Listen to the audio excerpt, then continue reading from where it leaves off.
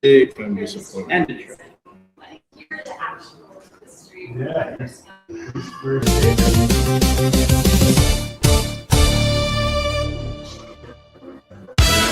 are watching the Halos in the Infield podcast. From everything Halos to our full series recaps, we'll even give you our upcoming series projections. You won't miss a thing because we are for the fans, by the fans. Enjoy the show. Hey, welcome everybody to the Halos in the Infield 2026 draft. I know we're a few picks in. We had an interview here at Top Fan Rivalry. We're at the shop.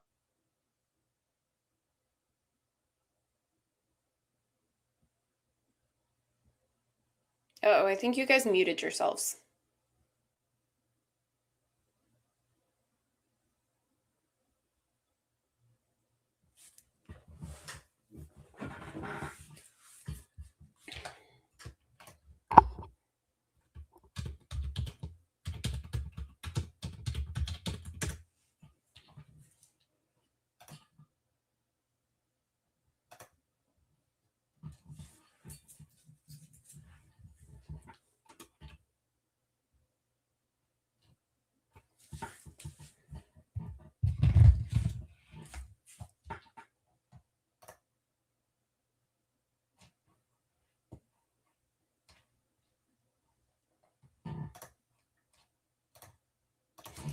All right, guys. I don't know if you guys can hear me. I don't know what happened. I think they have a bad connection or something in there.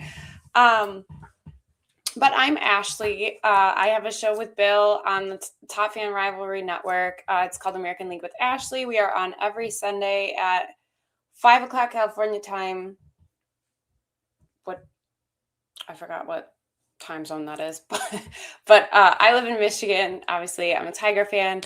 So I'm on Eastern time. So we're on at 8 o'clock Eastern time. I am also on another podcast called Motor City Metrics. It's a Detroit Tigers podcast, and it is on every Thursday at 9 p.m. or after the game. Does somebody want to tell me in the comments if you guys can hear me, see me? Oh, PST. Okay, so you guys can hear me. Okay, perfect. Yeah, I don't know what's going on. I don't really know why they left. So I guess I will try to carry the show by myself. So obviously the draft has started. It looks like we have picks number 1 through 6. So I guess I will just kind of start breaking those down. Okay, perfect. You can hear and see me. Cool. All right. So first we have the White Sox who picked Rock Chalowski, who we said they don't need to come back. Yes, they do. I need co-hosts. Come on. Obviously, I feel like Chalowski has kind of been the predicted number 1 pick all year. I know there's kind of been some buzz lately that maybe he wasn't going to go 1-1. I feel like sometimes the media reaches a point where it's like prospect fatigue. I don't know. Maybe I could be wrong on that, but I feel like he's so good that they just wanted to talk about somebody else. I don't know. It really could have gone anyway, but they did end up choosing Rock Chalowski, who is pretty much plus tools around the board.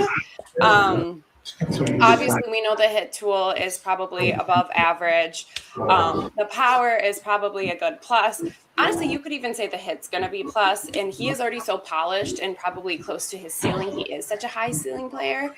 A high floor player. I would say the speed, maybe I wouldn't call that quite plus, but he does have instincts on the base paths, which is good. He is a star at shortstop. He's a slam dunk shortstop. We all know that. He can make the routine plays look routine, and then he can make the splash plays as well. I actually got to see him at MSU earlier this year when MSU played UCLA. They came back from like an 8-run deficit. It was crazy, and they ended up winning. But, obviously Rock showed out the entire time. Plus arm for sure. Again, that's going to help him stick at short. Good actions, good hands, good feet, pretty much good everything. Everything that you would want out of a shortstop, you have in Rock Chalowski. And I feel like I said, he is already probably so close, like so polished, that, yeah, it's a slam dunk pick for the White Sox. I feel like it was kind of a no-brainer. I Hear us tried to mostly, take or- over the show for you guys when you were gone, but No, it's okay. I don't know if Can you hear I us? don't know if you. Yeah. I can hear you. Okay. No, I was just gonna say, well, welcome into Halos in the Infield, hosted by Ashley, and I I'm Todd introduced Foster. myself. There you go.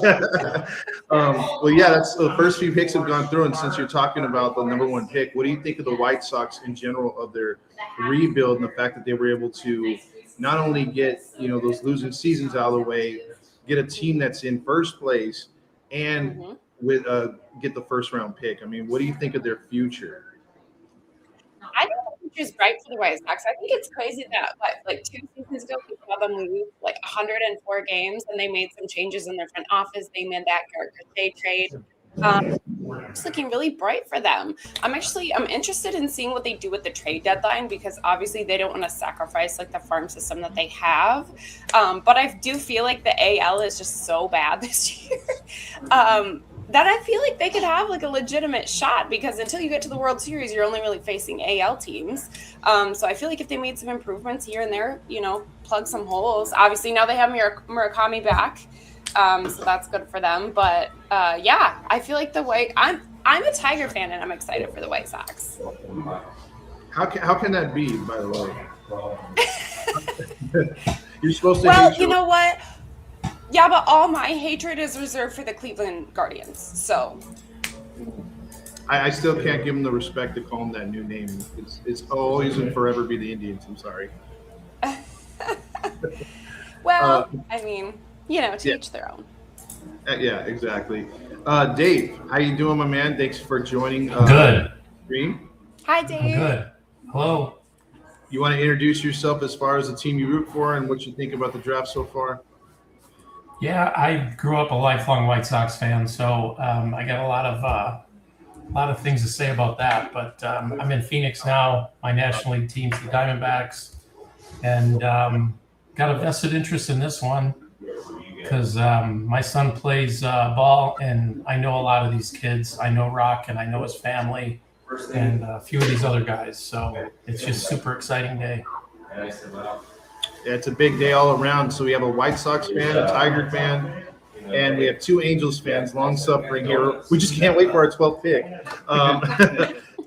James, by the way, you want to share some words as you jump in here? Well, the draft has gone to form other from the 5th pick. Now it's just being random right now. But the first 3 picks went to form, and I think actually went into the first pick there. Second pick was Brady Anderson for the Rays at shortstop, only to make Tampa Bay better going forward here. And they're in first place too. She just mentioned about the American League being awful. Well, the Rays and the Yankees are pretty much the only ones holding it down for the American League. True. It's amazing to see right now. The A's pick is in. They're taking their time. This pick probably could get traded when they're in Vegas. I was just thinking about that on the way up here. It's possible how they want to do that. I think they're going to be all in once they do get to Vegas or make it. Are they going to spend when they get to Vegas? Yeah, they have to. I think this way. I mean, that's the reason why they couldn't supposedly compete in Oakland. But so far, guys, what do you think of the draft? Because right now, the draft is being called one of those, at least the first 10 picks or a little less than 10 picks. It's top heavy. It's sort of like a wash after that where players can go. It's really hard to predict from here on out, or at least from pick 8 down. I know that the first 8 picks are pretty much locks or should have been. What do you guys think? Is there any sleepers here in the first round, or any kind of predictions that you guys may have that like a player on the rise or one that's going to fall? New York versus New York. Oh, you're muted? Yeah. I was just watching that thing about That's okay. David Romo. Go ahead. And I guess Bernie Williams. Oh, still muted. Hey, right before he gets step out.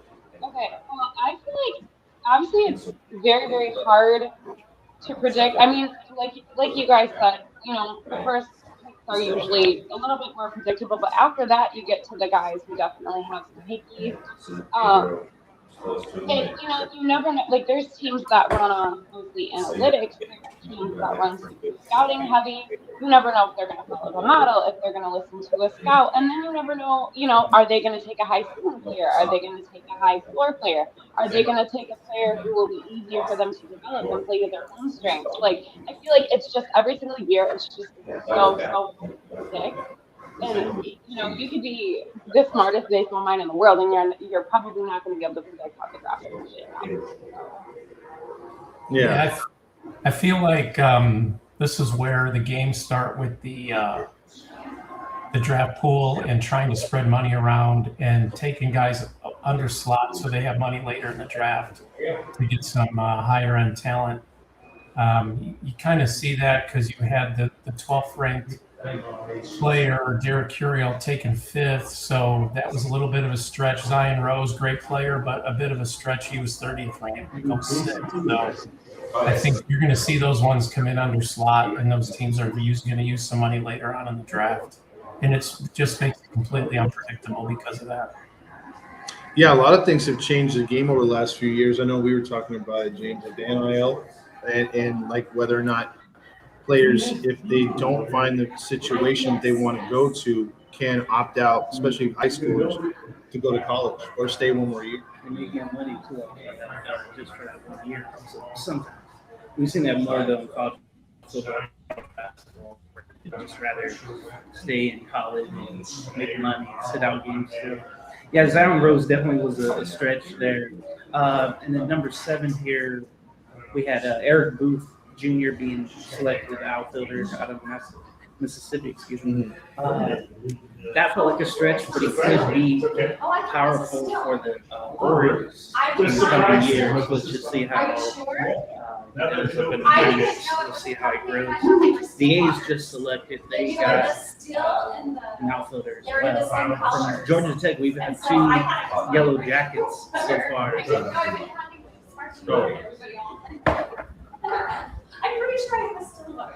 Yeah, just how stacked was that Georgia Tech team? Yeah, exactly. Last year's draft was really heavy on pitchers. Is there a pitcher in you guys' mind that right now that can go higher, that had a really good collegiate career, that maybe is not looked upon as the guy as far as like that could slip into the first round? Is there a particular player that you guys have because pitching is always needed? Yeah, I don't know. I think right now Logan Redmond's probably the next guy up. There's not a huge crop of lefties. Lefties usually are the ones that go first. So, I'll put in a vote for my own guy, Cole Carlone from Arizona State. I know he's projected later in the first round, but somebody's looking for a projectable, 6'5" lefty that throws gas. He's sitting there. That's definitely needed in baseball right now, or at least the fastball. You're not throwing no Jamie Moyer out there nowadays. Ashley, who are you looking for the Tigers to pick? Oh, that's a loaded question. I wrote a whole article about this. So I would love to. Put your biased Tigers hat on. I want to hear who you want them to pick and then who you think they're going to pick. Okay. Well, I mean, who I want them to pick and who I think that they will pick if he is available, I could definitely see them going for Tyler Spangler. Obviously, everybody, in the beginning of the draft likes the left-handed hitting shortstop, with field to hit, who's big, who's strong. He's actually, I feel like not like a swing or anything, but like the profile reminds me a lot of Bryce Rainer. He's just like a big, athletic shortstop type. I think it was at the draft combine, he maxed out at like an 111.4 mile per hour exit velocity. I know he was sidelined for, an injury this season. But last year, scouts were looking like he was regarded as kind of like a top 10 pick. But the Tigers, I feel like every year, if you look at like their last couple of drafts, they really stick with that like left-handed hitting shortstop profile. You have Jordan Yost the year before. You have, Max Clark was the first pick, but then you had Kevin McGonigal, or I'm sorry, Bryce Griner was before that, but the year before that, you had Max Clark, you had Kevin McGonigal, who are both up the middle, left-handed hitting players. And I feel, obviously everybody wants that, but I feel like the Tigers like really, really, really stick to that, especially for the first round, and then they usually start to take like college arms in the next few rounds. But again, I feel like that's not necessarily indicative of what they're going to do every single year. It's just going to come down to what their draft board looks like and who's available at the time. Sounds about right. I mean, it's weird because sometimes like these guys will project out really, really high, and then it's the ones you get in the second or third rounds that make the moves because everyone's always attracted by the first round. But I think over the last 2 years that the MLB has gone to this format, we're able to see later rounds and start to see diamonds in the rough more nowadays, at least without having to be so hardcore into the stats and find stuff. So there could be some players that will generally surprise you that you weren't really looking at, but have had either really good end of college seasons, or one really bright season, or in high school too. That's the worst way to I mean, go. look at a guy like Troy Melton, who's kind of looking like a star for us right now. He went in the fourth round. He out of San Diego State University. We went in the ninth round. Like, it's funny because I feel like if you go back and you look at like draft history every year, there's not even a lot of players that have made it to like everyday average player status, like in scout terms, like a 50 or like a B2, like you're just like your everyday average major league player, which I feel like that's what it comes down to in the draft when you're looking at like a high ceiling or a high floor player. Are you going to go with a guy who's a little bit riskier but has a lane to be, like a plus player, a star, or are you going to go with a guy who has a really high floor and there's not necessarily a lane to be a star, but you're going to get. Yeah, exactly. What do you think with Dave? Or go ahead. Are you going to say something? No, I was just looking at the best remaining right here, and this isn't a big pitching heavy draft in the first round, so. Jackson Flora was the first one off. The rest, the next couple are high school guys, so you've got to really have some patience and take a leap that you can be able to develop those guys into first round level talent. Liam Peterson's the guy that they were highlighting on the broadcast from Florida that would be my next guy. A 6'5", 225 bulldog on the mound. So. Well, Dave, as far as like you've probably been a long time White Sox fan, correct? Yes. What are your opinions on the way that the game has changed as far as bringing these kids up to where teams are more likely to draft these high schoolers and not really have them on too much of a wait list before they have to come up if they're showing up and showing out in the minors, where back in the day you'd have to put in at least 2 to 3 years before you get a call up unless you were like a supreme player. What are your feelings about some of these like not even waiting a year and calling a guy up either from high school? I think those are still unicorns. The Griffins and the Jackson Merrills of the world, I think, are still kind of unicorns, and it's really hard to do that on the pitching side. Paul Skeens doesn't come out of high school; he came out of college. Those guys, to come out of high school and be able to compete at the D1 level in college is a massive accomplishment. To be able to go pro would be insane as a pitcher. Those guys just need time to fill out their frame and get big and strong.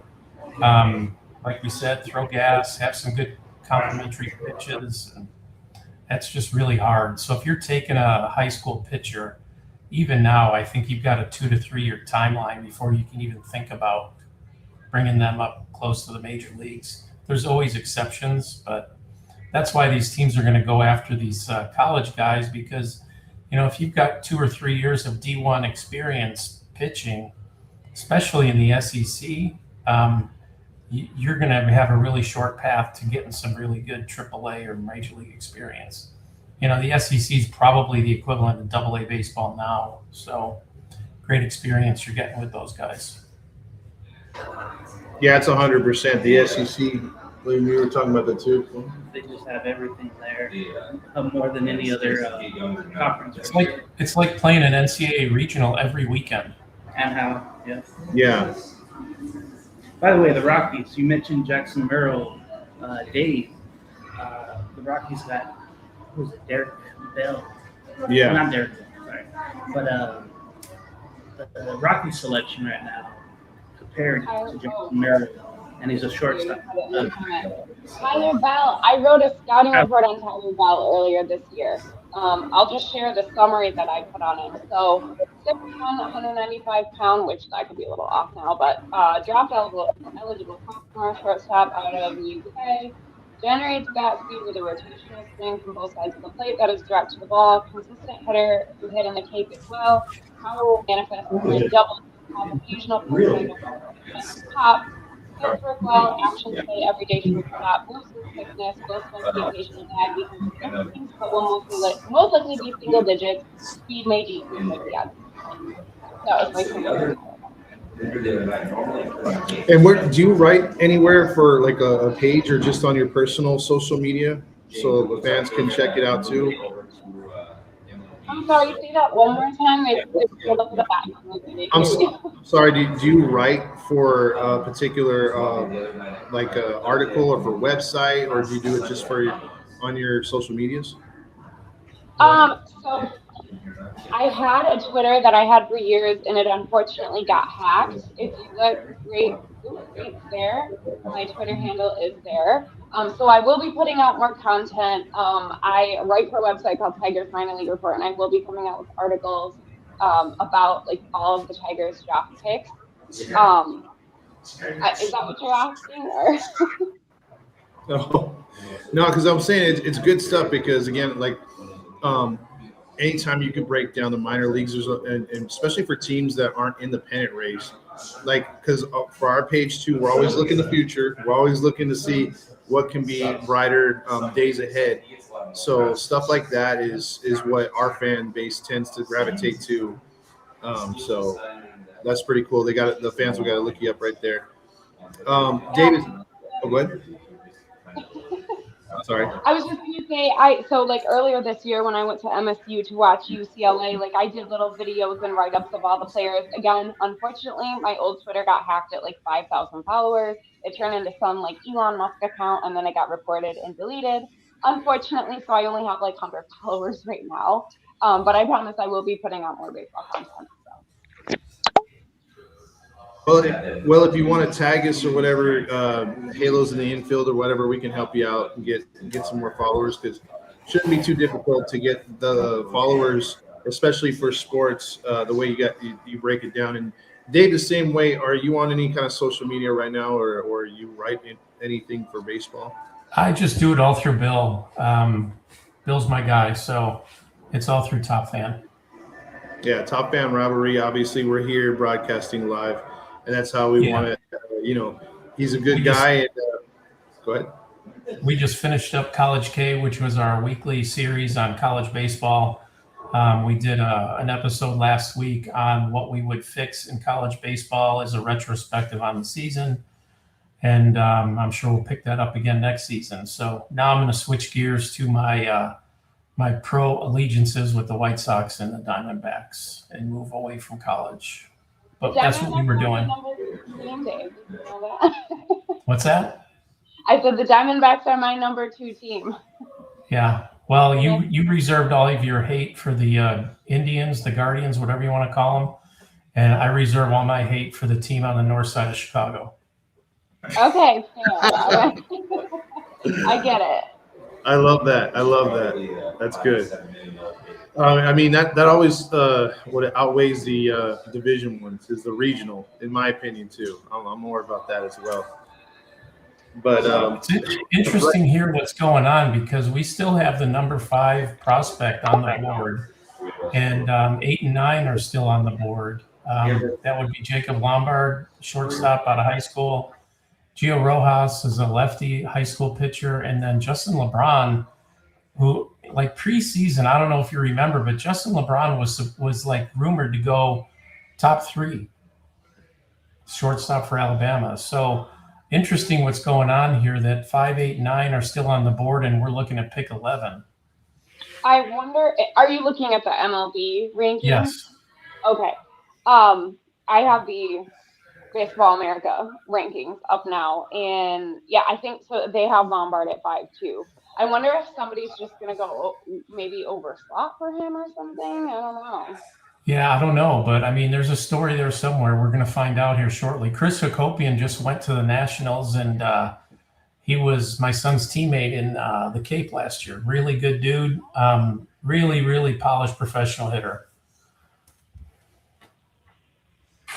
Oh, He's going to help out the Nats. Very hey, quickly. real quick before the Angels pick comes in, Dave, thoughts on Kai Busch? Is he ever going to make the rotation or the bullpen for the White Sox? You know what? I think he will. I think it's just going to take a bit of time. I'm hoping we get to the point here where we have 7 or 8 guys competing for 5 spots. And I think if things happen the way they should, that's going to happen next season. You're going to have Hagen Smith. You're going to have a few of these other guys, Kai Busch, competing with the Sean Burks and everyone else for those 5 spots. So I think that could happen. I'd like to also see the White Sox steal one of your pitchers over there from Orange County at the trade deadline. Hey, don't be getting greedy, Dave. You guys have enough of our guys, especially Cuero too. I hated seeing that guy go. Do you like Cuero right there? For I do. He hasn't been able to hit.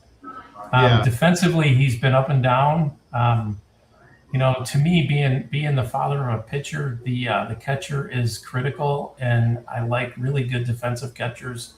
And if they can hit, then that's a bonus. So I do like Caro. He's just gotta go down and kind of regroup. True. So the Angels are on the clock. So Yeah. we're trying to figure out who they're going to pick. My guess is Justin LeBron. Justin LeBron. Yeah, I'm going to guess they go Be a there. great pick.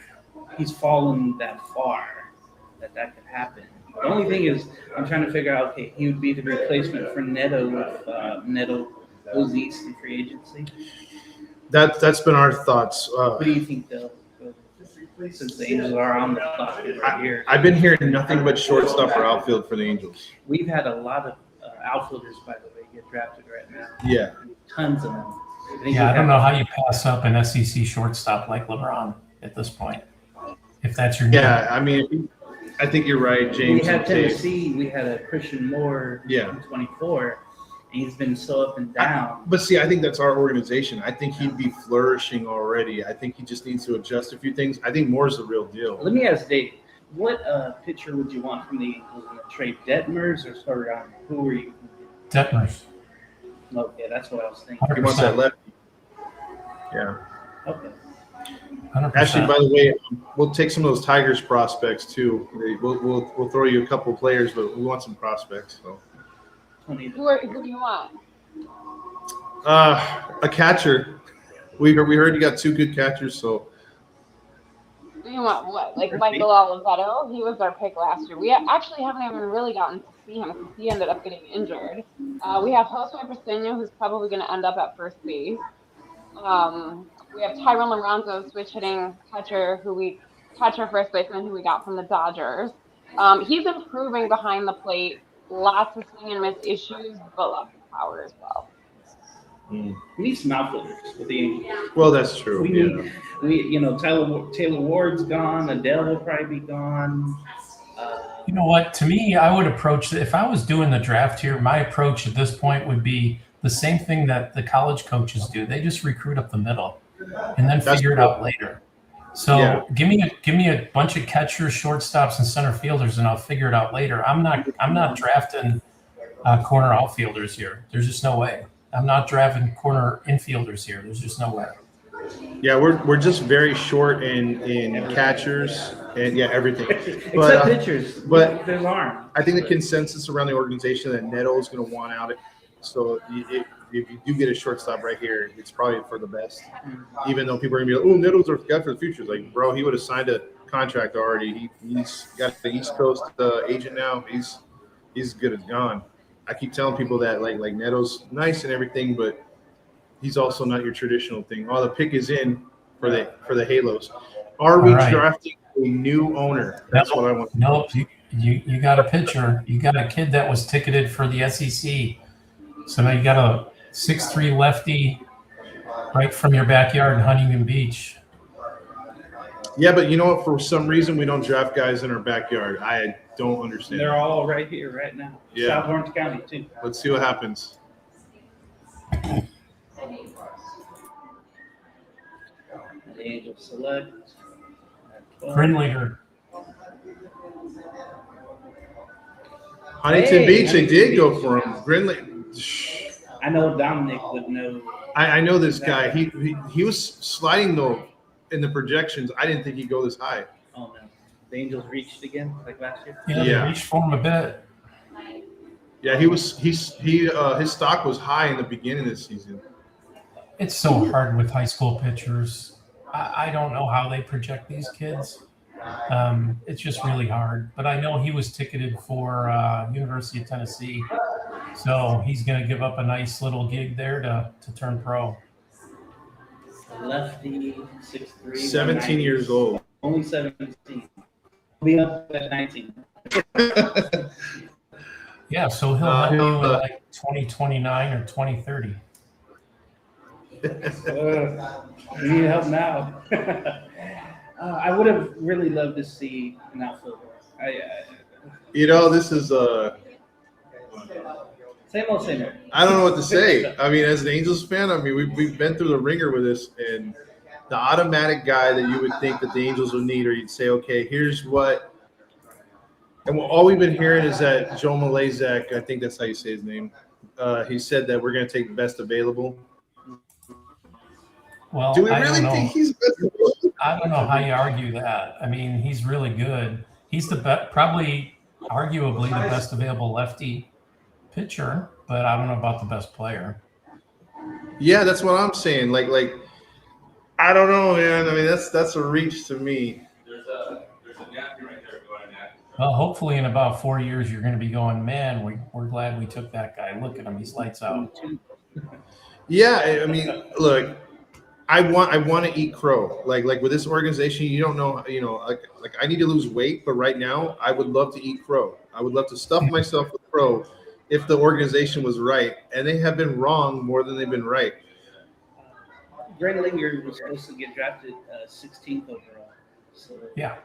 it Yeah, is a little bit of a reach, but not a ton. 'Cause Yeah, if you want a lefty pitcher, there aren't too many to choose from. But depending on need, though, it's there's not. This isn't it. yeah. This can't be it.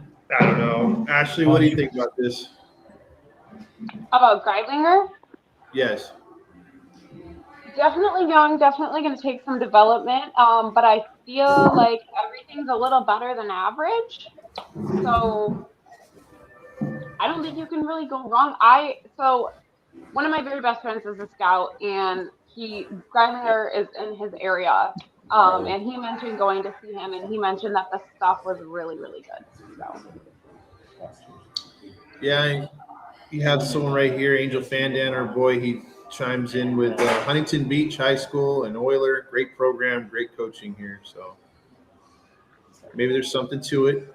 I mean, I'm not poo-pooing the whole thing. It just, I feel like you can't really call a pig like a bust until you give him a couple years, right? Like he might not have been exactly what you were looking for, but like I remember last year, Tigers fans were mad that we took Jordan Yost because he was so tiny and so scrawny. But he ended up putting on like 20 pounds, and his exit velocities have gone up. So I feel like there's always room for improvement. Maybe they saw something in him that they think that they have, is a strength for their development department. Maybe he'll end up being really good. You never know. I could tell you're not an Angels fan, Ashley, but Optimism. yeah, You can never have enough guys throwing from that side. So No, it's always an area of need. I get you guys, and you probably have you guys have more expertise on this than we do, but like it's just coming from an Angel side, we have to throw the realism in there because we have to be proven wrong before proven right, that type of deal. Yeah. So Well, I mean, I'm not calling it a bust or nothing like that. It's just like, wow, like I thought we were gonna get somebody else, but well, I mean, we could go on a whole show about the Angels and asset management, but we don't want to do that. no, our fans know way too much of that anyway.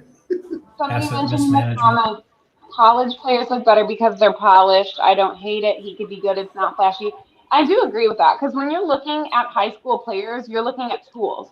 Tools become skills in high leverage situations. So with college guys, they've been in more high leverage situations. Those tools are a little bit more developed. They're a little bit closer to what they're going to be. Obviously, they're a bit more polished, just like that comment said. But I feel like with high schoolers, it's like something to dream on, right? Like, which to me, I like a little bit of risk.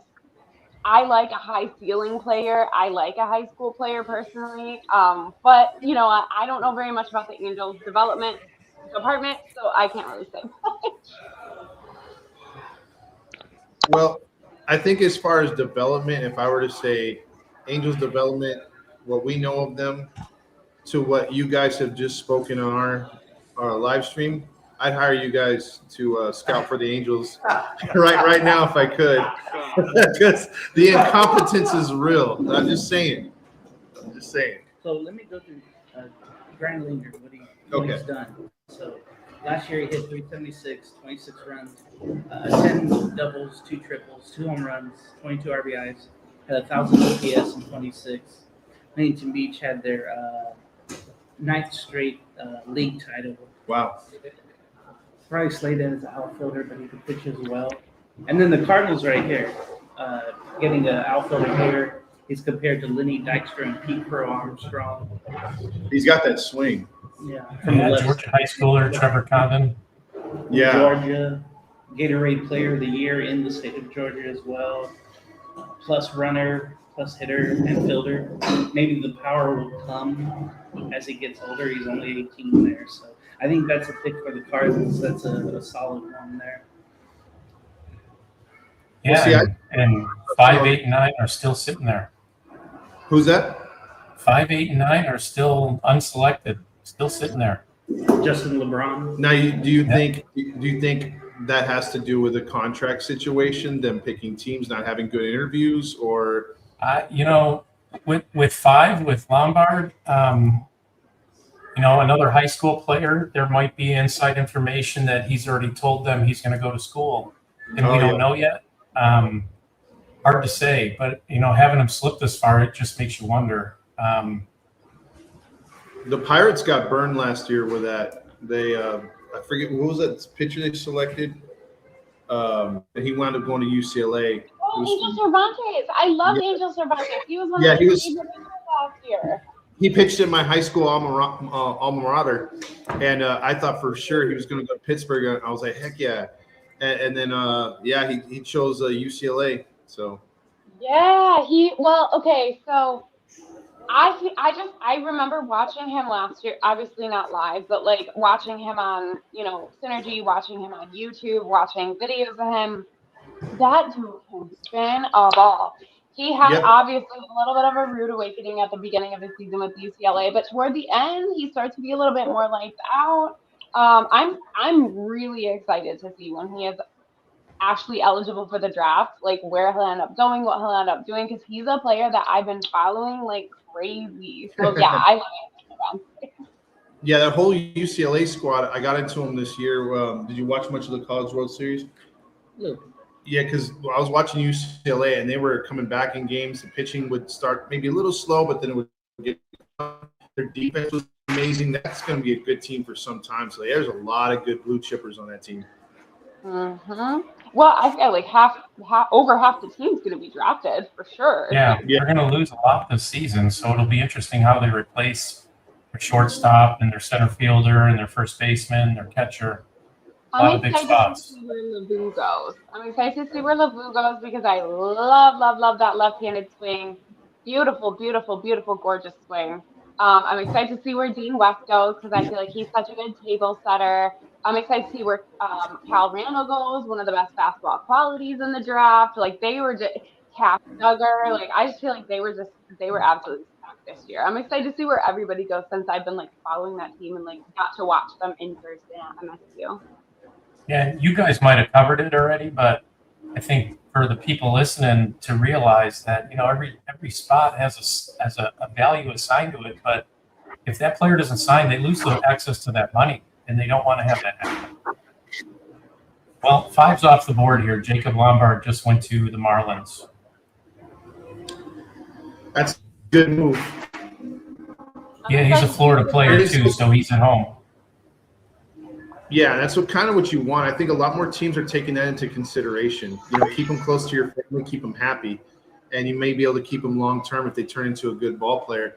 And I like what the Marlins have done too. They've slowly, quietly started to build something, building confidence. They're playing much better. They've done a lot of Rule 5 picks. Yes. They've got some selections there, and it's kind of helped. The new GM is being allowed to do what he wants to do. They can't spend much, but at least they can get into that Rule 5 pool and maybe get some starters. Think about what's going on in their draft room when they're selecting 14th and Jacob Lombard falls in their lap from the top 5. So whatever they had planned probably just all went out the window. Yeah, and you just got to pounce on that. You got to take it. So that's smart. And again, franchises like that, they'll win in the end, unless you're the Rockies or the Angels. But those teams tend to at least be able to adjust on the move. Like you said, like if they have a whole draft board, I mean, they're pretty much erasing it right now, don't you think? Well, yeah. I mean, they might have game planned for this a little bit, but who knows?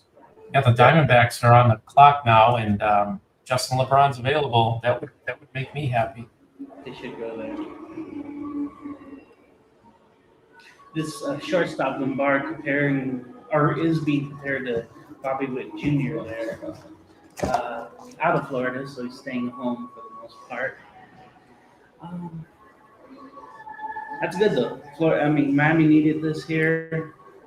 They already have a plethora of young coming up, so this is really good. Yeah, I'm interested to see what the next 3 teams do. Arizona, we'll see what they do, but especially Houston Astros at 17. It seems like they're in a change right now, state of change, right? Oh yeah. A lot of veterans are leaving, so they're really banking on the youth to come up and do well. Well, they need their second generation. I mean, they were able to really work through all those losing seasons before coming over to the American League, and they were able to keep most of that crew together. And it just seems like the time has run out. It's time to flip it now again. Lombard has a brother in the Yankees system, and then his father played in the 90s, I think, for the Braves. So family enriched in baseball. MLB. Yeah.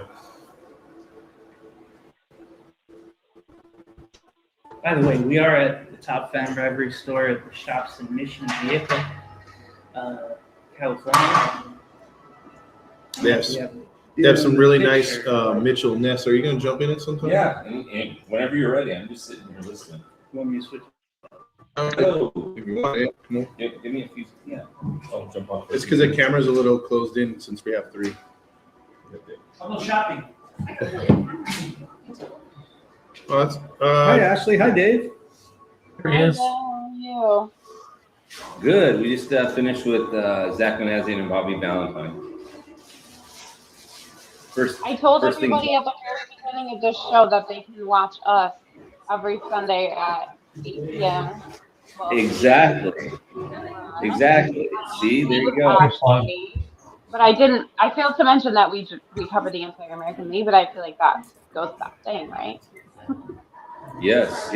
Ashley and I are on every night from 5 to 6 Pacific, 8 to 9 Eastern, and then Dave and I are audio with College K, and we'll do a wrap-up session, and then I believe Ashley, Dave, and I will be on here pretty quick together. So yeah, it's good. So I've been watching a little bit, guys. I apologize, but were you disappointed that they took it out of Huntington Beach? I know Dominic wasn't, but were you?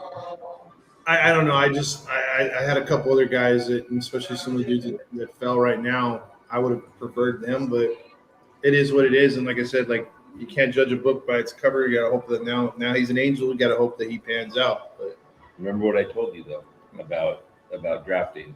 Remember what I said? Yeah. So that could be That very. probably plays something into it. Yeah. Dave can explain on the economic side. Dave, if a guy decides to not sign, what happens with the team if he decides not to sign? Well, the money from that draft slot goes away. Mm-hmm.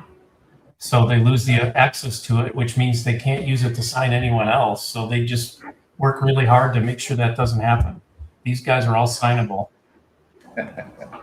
Is any of that changing with a new CBA? Do you know of? I haven't heard that.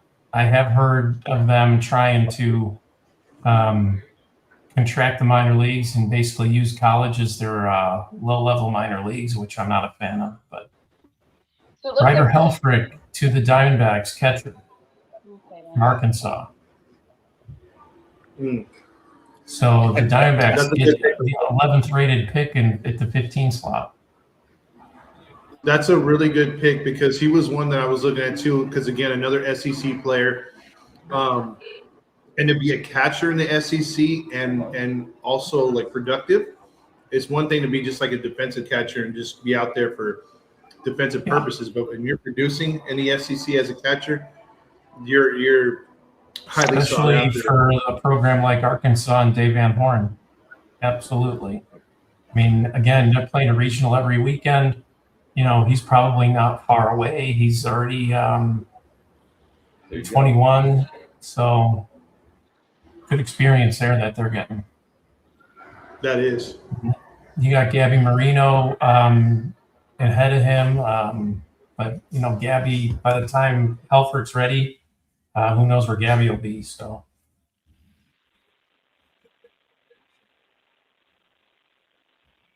A catcher out of Arkansas just went for the Diamondbacks. Keep going. So, Dave, do you know much about him? Being down in the South?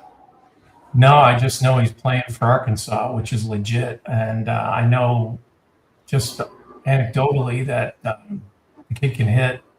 So it's a good pick. I mean, again, you're playing a gauntlet of a schedule every year. So it's just really, really good, solid experience that they're getting. I think they're getting a solid defensive catcher. My only question about him, I feel like, is he going to be able to touch the ball enough to get to all of that power? Hopefully he will. He looks like he is pretty polished already. So yeah, I'm excited to see what he can do. Maybe he can be a backup to Gabby Marino.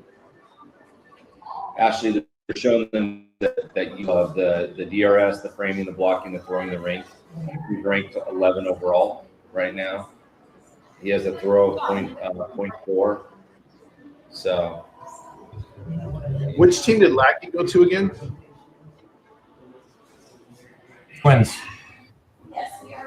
That's a solid pick, dude, because they just showed his numbers right now, and his throw rate's high, blocking's high.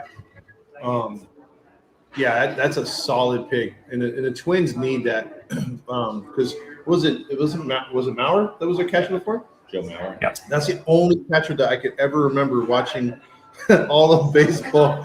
Maurer. I don't even remember when they had the World Series with Kirby Puckett, who their catcher was. I don't even remember. I don't remember either. Now that I think about it, Because the Twins aren't one of those teams where you're like, oh yeah, they have a lot of catchers. It's like Maurer. I'll draw a comparison for you. Like how many really good defensive catchers are there in the major leagues that can also hit 275 and hit 25 home runs? How many are there?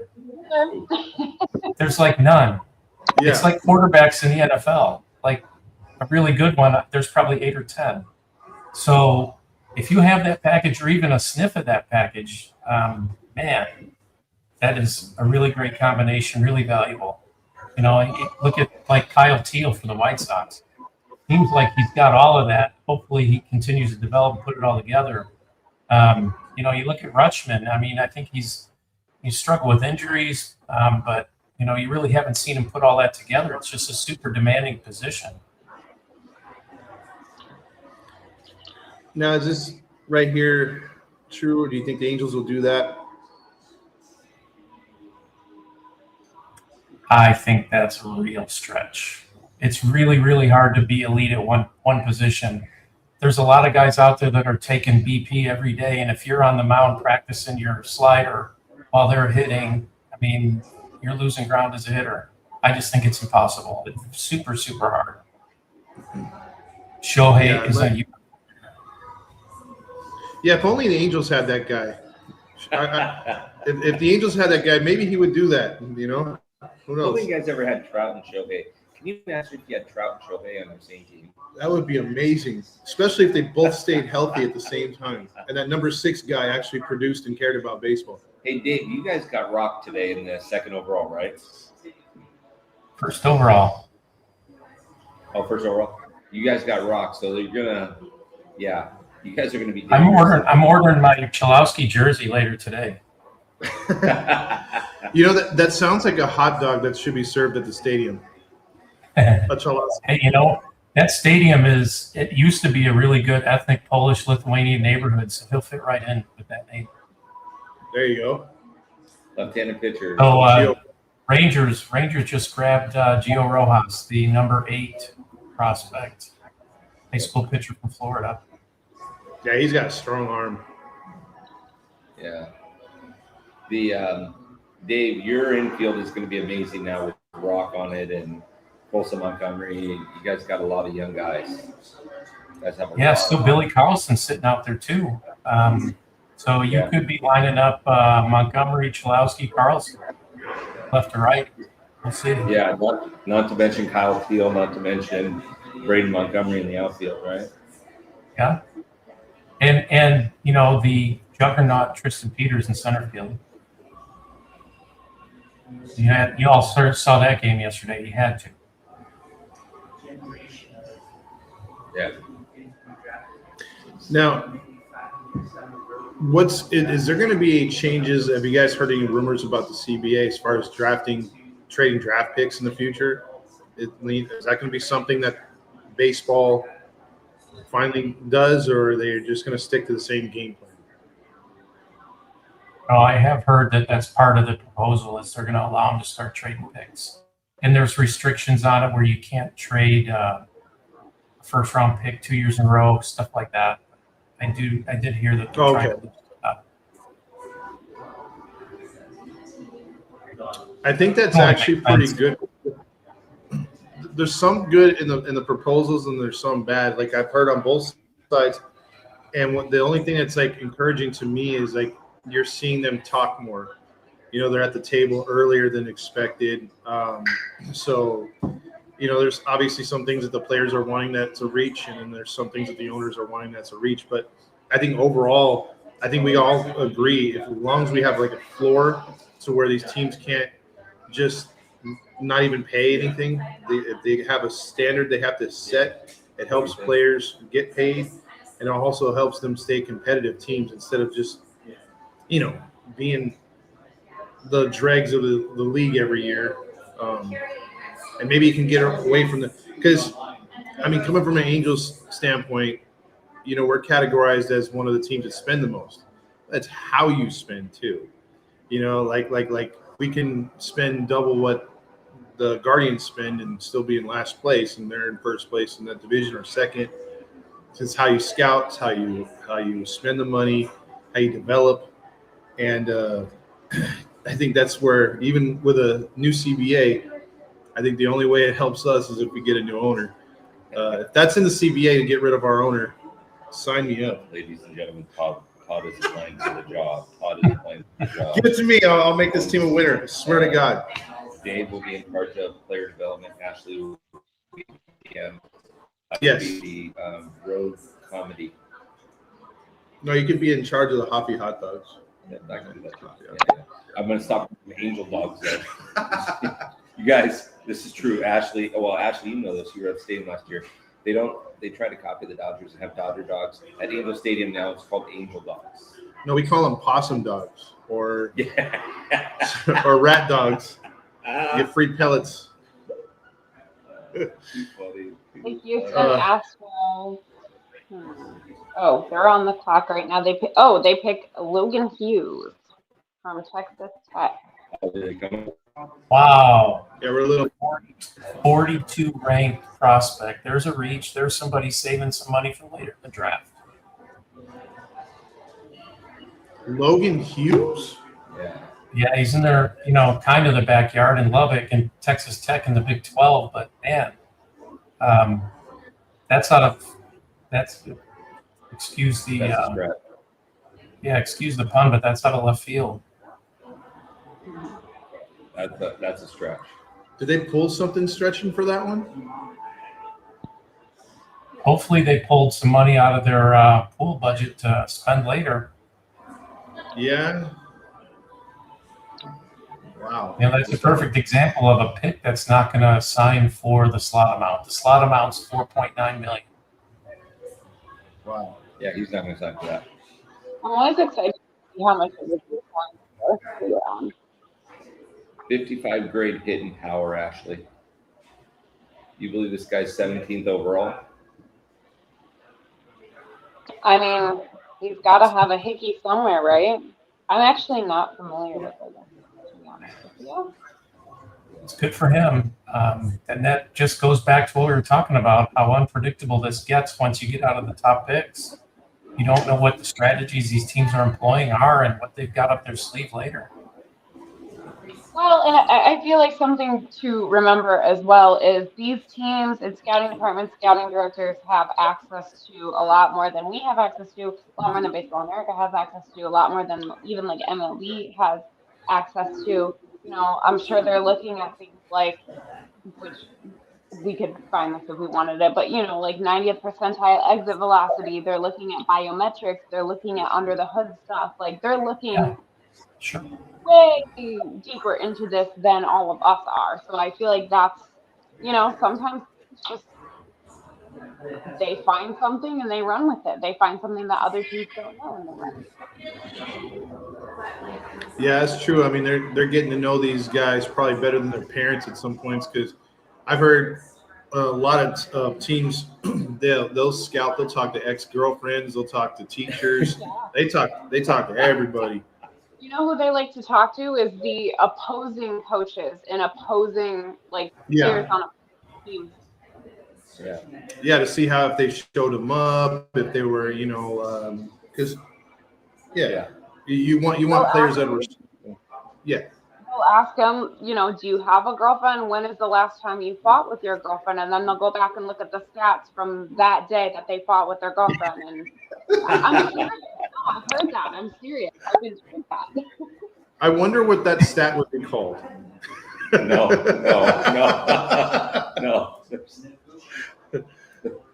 But I mean, kind of a measure of just like their mental toughness and things like that. Yeah. Yes, the second round is today. There's 4 rounds today, right? Yeah. We're not in for the 4 rounds. Yeah. That would be here forever. Yeah. And the 2000th draft at 2 a.m. local time here is. Yeah. I just Fall asleep on the couch, everybody. I know, I'd be knocked out. No, it's just I like the fact that the MLB from just starting from a few years ago when Mike Trout was literally the only guy there. Yeah.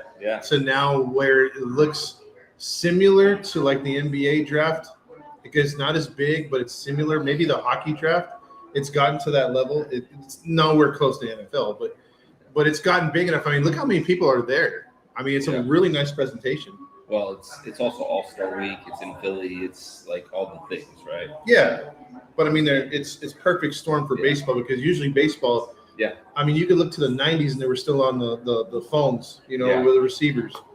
So what's going on? Yeah. LeBron to the Reds. So the Reds. That's interesting. That's another one that fell in their lap. You can't tell me that it's sitting at 18. They thought he was going to be available. Absolutely. Yeah.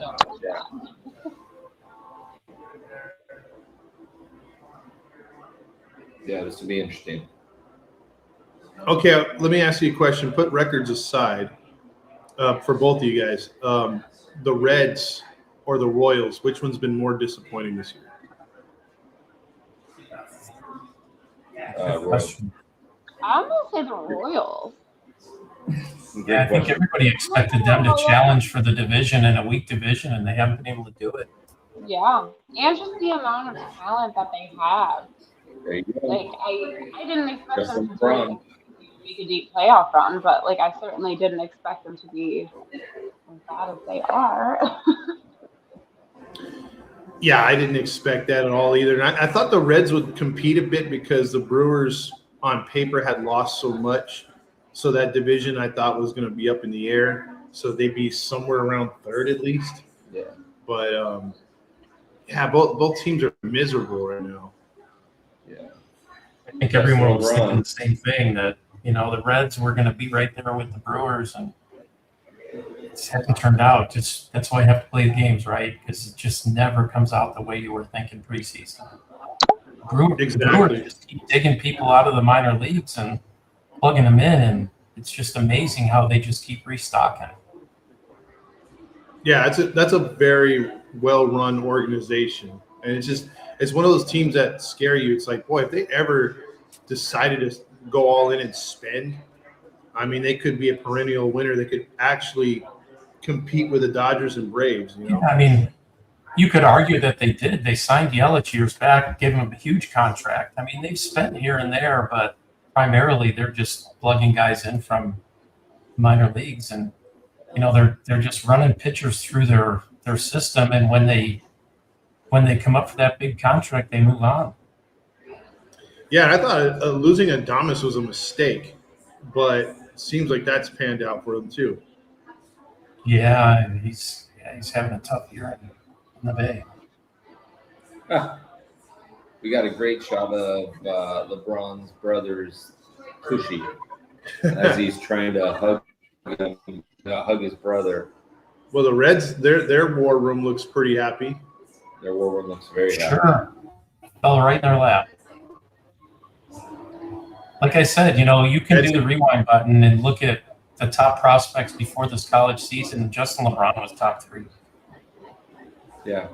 You can't tell me that the talent level went away. I mean, Alabama had an up and down season. He may have, I don't remember, had an up and down year, but the talent's still there.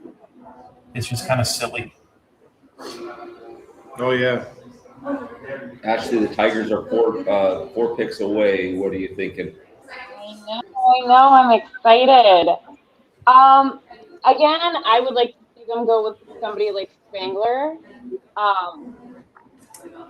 But at the end of it, again, I feel it's really, really, really, really, really hard to make predictions because you don't know what the board looks like, and you don't know who's going to want that pick. But I feel like tools-wise, Spangler. Well, and look at it this way too. They're about to lose at least one, probably 2 of their rotation to trades. Got to replace those guys. Yeah, the Skubal and Mize are both rumored to be on the way out. Yeah, that was, because I talked about this on American League with Ashley about who I would want in return for Skubal if Skubal went to the Dodgers, which I don't even know if that's going to be a thing. One of them was That Your Hope, and the other one, I forgot the guy's name, but he's a left-handed pitcher. I want to say he's 10, something like that. But that is one thing we definitely do need more pitching. I honestly, hot take, but I am okay with the Tigers without Tarek Skubal. Mize will be, to me, a little. If we take Mize out week disappointed Skubal, I can completely see it. I think that if they are able to get the kind of package that they want, go ahead and do that. We have Troy Hilton, who, mark my words, I just tweeted this the other day. He is a future ace. Not a number 1, but an ace who stops losing streaks. Troy Hilton's going to be our number 2 guy. We have assuming we trade Casey Mize, we have Peter Montero, who's having a really good year. I don't know if that's going to stick. Flaherty's done at the end of this year. We have Jackson Jobe coming back. Reese Olson is just so injured. I have no idea what's going on with him. But we definitely need to add to the rotation. I would like to see a couple at least middle to back end guys added. Yeah, you got to get a good package for Skubal for sure. Liam Peterson to Cleveland. That's a really good pick for the Guardians. Really good pick and really bad pick for everyone else in the division. And I will say this: there's certain teams that do certain things right when it comes to drafting or developing. And as far back as I would say to the Indians' Albert Bell era. After that era was over, they've done nothing but do like just drafting really good pitchers. Because back in the day when they had all those mega stars, they really didn't draft pitching too much. They went out and got free agent pitchers, but man, the last few years they've put out one name after another, and they don't stay in Cleveland too long, but Yeah, they're really good. yeah. Parker Messick's the latest one. It can throw. Yeah. I actually like this pick for the Guardians just because this kid can pitch. Dave, you and I have talked about this kid on College Caleb, and so this kid can pitch. Yeah, and they were talking about him on the NBC show early before the draft started. How the kid's just a bulldog. It was a crazy comparison, but Cole Hamels was comparing him to Roger Clemens. Really? Wow. Yeah, and because of his supposed background, like a lot of people don't like to talk about guys like that, but I don't see how you can. I'm one of those guys that says, if and when they were doing their steroids, it was in an era where it was legal. So you can't really penalize them. Even I agree, and even if you take that off the table, I mean, comparing somebody to a player like that is a heck of a label to put on him. I mean, this kid's 6'5", 225. Yeah. So he can fill the bill that way, but yeah, he'll be good. And I don't like the idea of the White Sox facing him, but I don't. they will. The Guardians are just like the Brewers. They just keep rolling more guys out, and one's as good as the next. Yeah. That's so one of the things Todd heard it today from Zach. Remember you guys were talking about the trading and the development and stuff like that, and it's interesting from the inside perspective how that all works, because it's Dave, you and I have talked about it a lot. Ashley, you and I have talked about development and guys getting rushed to the majors too soon or not soon enough, and how that all plays itself out. The Tigers are 2 picks away. I'm getting nervous. That's Ashley's nervous face. Everybody, I've seen this before. The Red Sox have made their pick, so the Padres are on the clock, and then the Tigers are on the clock. I'm getting nervous. I can feel like butterflies in my stomach. We're watching a freaking commercial here. We can't even see what they've done. We're live. Well, you know what? Joe Doyle gets it out before anybody. So if you guys follow Joe Doyle from Overslot, he's on it. Just make sure you take whoever the Cubs want at 23. I feel like we're at Noble again. Everybody's cheering out. Yeah. We're like, goal! Oh, like 2 minutes later, we're like, yeah. By the way, they just scored. Todd and I did a live during the hockey season earlier this year, and the internet was so bad there that we were delayed by like 42 seconds. And we could hear people cheering, but we couldn't hear what was going on, or we couldn't see what was going on. Like 30 seconds later, we're like, oh, there's the goal. Yeah, he's like, I think we just scored. well, we're right on commercial, so. We'll know when the pick is in for Ashley, because her face will never get frustrated. I know, like I said, I'm nervous. Like I can feel it in my stomach. I'm nervous.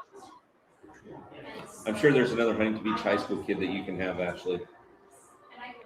You How many Tigers? What's up? How many Tigers games do you go to?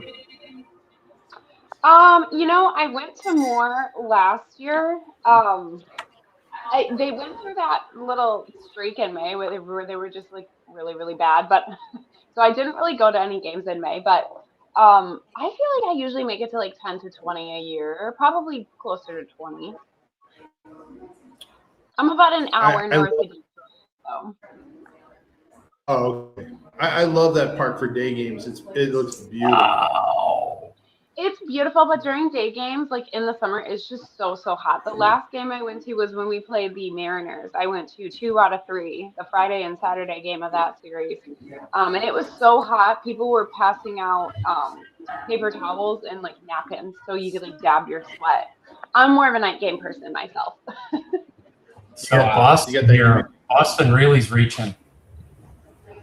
Yeah, they are Wow. really reaching. You guys see that? North Carolina shortstop, 75th ranked prospect, goes number 20. Oh man, the chowder heads must not be happy. No. Yeah. Somewhere that meme of Ben Affleck's gonna pop out right now. Yeah, That's the biggest surprise so far, that and the Houston pick. He's apparently got really good basketball skills, but like no power at all. So he was supposed to be late second, early third, right? Yeah. That's a huge jump. Wow. Number 75 draft prospect on MLB.com. He goes 20th overall. See, as an Angels fan, we cheer that we didn't make the biggest reach. Well, Yes. don't worry. I'm sure you guys. Yeah, you're like, there's plenty of rounds left. Yeah.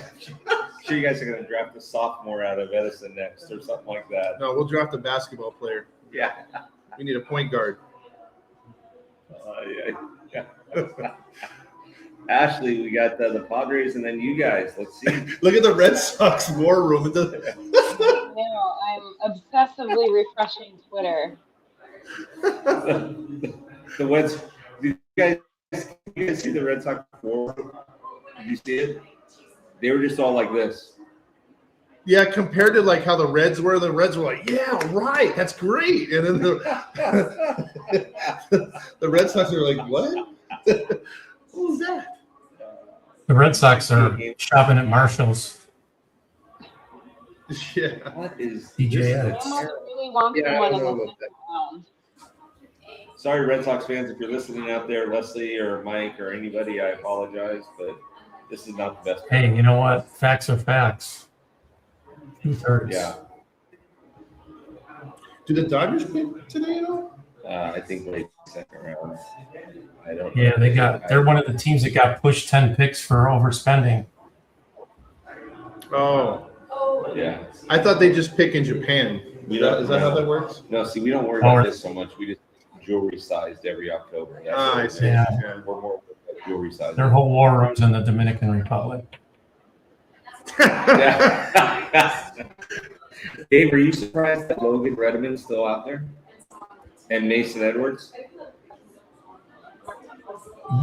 A little bit. As we're seeing some of these teams reach, I'm starting to wonder.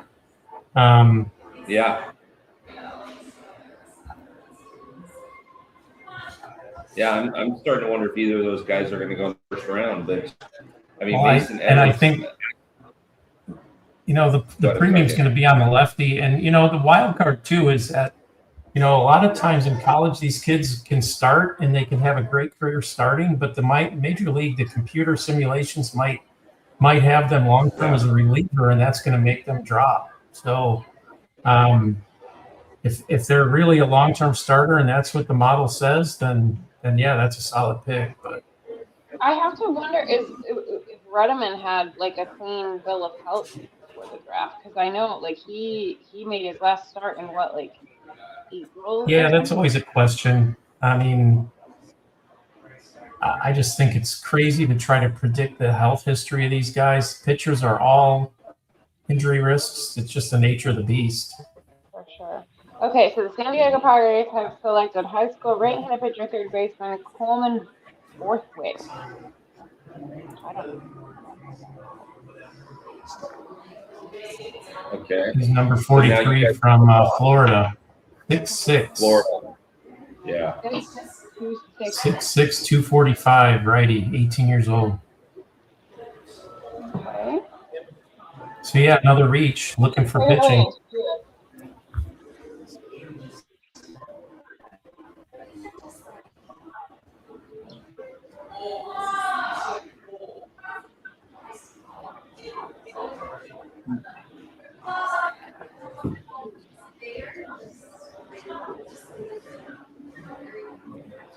All right, we're gonna watch Ashley freak out here on live. I know. Yeah. Actually, I hear there's a really good freshman at Huntington Beach High School that you guys can draft. You won't be eligible to sign for 3 years, but if you talk to the Angels, there's like a freshman out there, I'm sure. Wait, you cut out. I didn't hear what you said. I just said He's messing with you. You guys are following after the Angels. I'm sure there's a freshman out there in high school that you guys can get. Are you the face paint type of Tigers fan? No. Okay. No. I'm the face paint Angels fan. So Yeah. I thought you would do a little like. You want to hide your face at an Angels game. No offense. No, I'm just kidding. I dress up like a clown because that's our organization for the Angels. So I should show you some pictures. I think David would okay for that. All right, let's see. Detroit Tigers, let's go. All right. TikTok Tigers. Yeah, followed by Dave's BFF, the Cubs after that. I hope their phone goes out. I hope the internet goes out and they can't make their pick.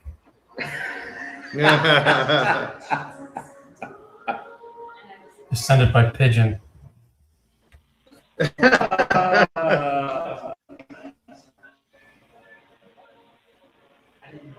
Girlfriend's first to jump up there. She's like, I'm getting paid. I'm getting paid. Oh yeah. We need to have It's a, like marry a me camera now. on. We need to have a camera on Ashley's finger hitting the refresh button. No, see, that's all I'm doing right now. I want to be the first. I want to be the first to announce it. I know Bill's and Todd's a couple minutes delayed. I'm announcing it. I'm on, I don't know if you can see, I'm on Joe Doyle's Twitter, just refreshing.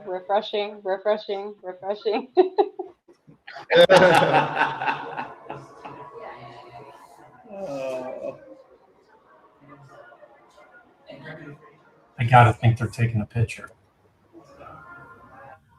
Maybe, I don't know. You already got McGonagall. Yeah, but they don't draft for need. They draft up the middle high school guys Yeah. usually. But again, not indicative of, I don't know what their board looks like. So. Again, I wanted Spangler, but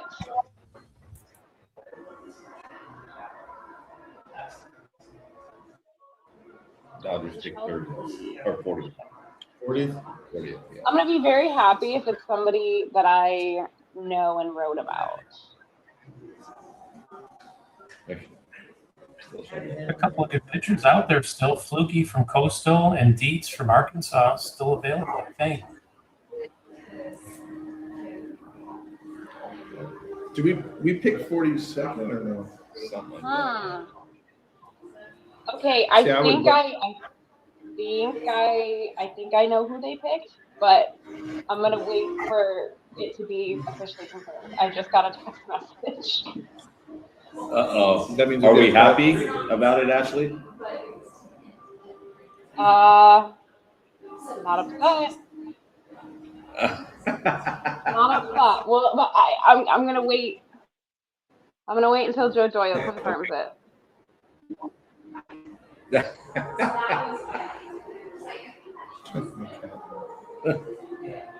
But it's not somebody who I wrote about. I'll say that. Okay. Well, now you're gonna have to write about him. No, I'm definitely gonna write about him. Ashley, that article's going in the clubhouse too, I hope. I can't wait to hear this. Yeah, I will do an article specifically for them. Yes, I will do that. See all the high school picks. Oh yeah, a lot of them. This is crazy. Is it me or do they have that on loop? I'm hearing girls just won't have fun. Yeah. on loop. Yeah, it's the hairstylist over there. Oh my god. Yeah. Why do you think I feel? I gotta listen to it for 10 hours a day. Oh, that's terrible. Wake up in there's a little hairstylist right here. The Tigers take Cameron Fluky. Okay, Cameron Fluke? that was the text that I got, but I didn't want to get anybody in trouble, so I didn't want to say it See, before. I told you, there's a couple good pitchers sitting out there. Yep. Fluky's right-handed 6'6". You know those Coastal guys can pitch. Out of Coastal Carolina, he's a standout strike thrower. So it looks like he's he's a pretty high floor guy, so maybe like a mid rotation guy, hopefully.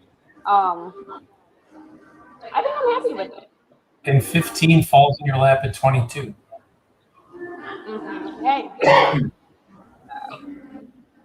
Ashley, this is a good pick. Do you like this? yes, I do like it. I mean, they definitely need more. Not that you draft for need, but they could use more arms. They could use more arms who are closer to the major leagues, which I'm sure, it'll be 2 to 3 years before he's up with the major leagues. But yeah, okay, you never know. I like a guy too at 6'6". I feel like he's very like wiry almost. So I like pitchers. It reminds me of Joseph Zerwa from last year at Michigan State. How he was good, but there was still projection left when he was in college, and he put on a little bit of weight, and now he's absolutely dominating. So hopefully this guy can put on some weight. Looks like you're running into a spot here where the next several prospects are all pitchers. There aren't many position players here in the list, so unless somebody stretches, I think we're going to see a bunch of pitching go. See, he's the type of pitcher that I would face that, man, it's like you think you can time his windup, but the overhand throw, by the time he releases, you got to know what you're going to be swinging or not, because he's going to blow it right by you. Hey, see right there. I've seen nothing. This is the first video I've seen. He's got a 31 strikeouts, 9 Ks, and 7 starts. damn. Yeah, he's quick. Yeah. Actually, they showed a thing up here. His fastball averages 95.9 miles an hour. And his strike percentage, his strike percentage is 75%. Yeah, I'll Got take some that. accuracy. That'll play. Yeah. You guys to get 75% of strikes, you need 6 games. You guys need to combine 6 games. And maybe do some like congressional type math to get there. You're lucky I like you, Bill. I think we're going to send Edgar Carroll back to Orange County for Detmers. I think I'll make that true. Listen, if we just can get a direction, if you could like send us plans on how you guys rebuilt, and then we'll throw in some other perks if you could do that, because I'm one of these Angels fans that like some people are like, well, if we get rid of Soriano, if we get rid of Detmers, you won't have Urena with 2 other pitchers next year. You could fill in the rotation, the rest of the rotation. I'm like, man, those guys, like, I get it. It took them a while to develop both of them, but if someone's willing to give a few prospects for each that are decent and established prospects that you have more control over, I say do that. Because, I mean, if we're not winning with them now, we're not going to win with them later either. So that's why I'm saying, like, we don't have that blueprint, or they don't want to follow a blueprint that would help this team start over, hit the reset button, have a direction. It just feels like the last, like, I would say 8 years they've been spinning their wheels with absolutely no direction other than, hey, it's safe and affordable. Well, I mean, let's face it, too. The Crochet trade with Boston jump-started the White Sox. That was massive return for Crochet. I don't know how you do that and repeat that again, but I think Boston would like a do-over. Well, Boston's done it with the Dodgers too. Mm-hmm. You guys fleeced them. Yeah, well, but Garrett Crochet's had some pretty good time in Boston until he got hurt. He's had some pretty good time in Boston. So I know that they could use those 3 players back right now. Yeah, and I know some White Sox fans were pretty ticked when it happened at first, but it wasn't, Well, it pays over time. Yeah. So if you can be patient, a patient fan base, then you'll reap the rewards. I didn't realize that you got an autograph card. Oh, That's awesome. That's what I wanted. I wasn't going to let him leave without autographing. That's awesome. Yeah, see, now we got the hip hop parade up doing their dancing in between. And they're all probably rapping to Will Smith. Oh, jeez. Parents don't understand. And there we go. They're in Philly. Why not? All right, here we go. Cubs select. Yep. Guy we faced in the regional at Ole Miss, Cade Townsend. Yep. Reached down to 35 to grab him at 23.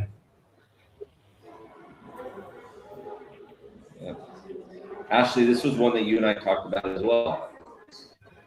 And I'm a little surprised. You're surprised what? I'm surprised that Cade is 23 overall. Yeah.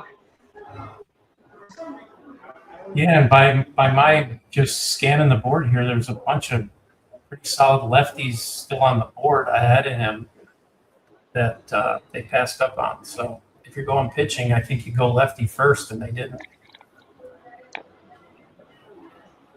Hey, hometown, Aliso Viejo. There you go. The Right there. Mariners got Ace Reese, so now we're waiting on the Brewers. Dave, is it unique to be watching the draft and thinking of all these guys that you've seen in person or that your son has played in different tournaments with or against? Oh, totally. Yeah. Does it make it feel different? Totally. I mean, I can just reach back in my brain and remember facing some of these guys or playing against them. I mean, with Brock, it goes back to when the kids were like 15 years old. So just to watch what they've done since, it's crazy.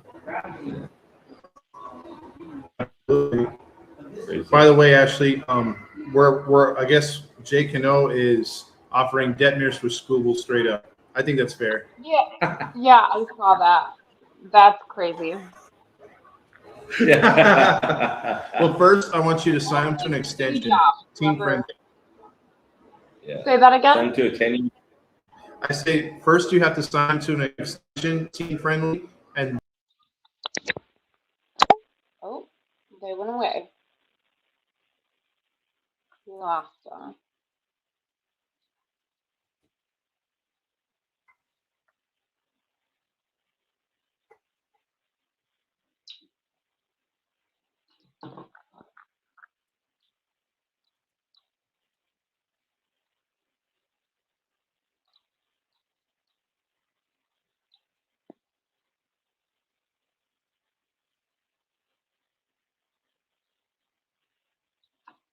Can you still hear me, Dave?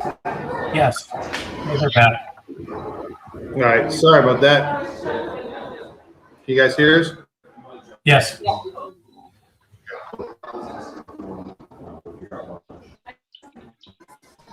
Yeah,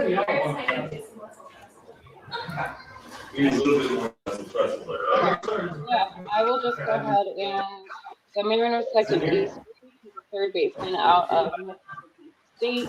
They got third baseman. Power over hit, yeah. Yep. I know, being a Seahawks fan, I know a lot of Mariners fans, and they did not want to pitch your first round. Yeah, well, I mean, I feel like they select pitchers because they develop pitchers so well, but I could definitely see how they would want a position player. Hopefully, because I know this guy's power over hit, but the hit tool is still kind of like considered average, so they need some good bats in Seattle, that's for sure. So I feel like that's their struggle every year.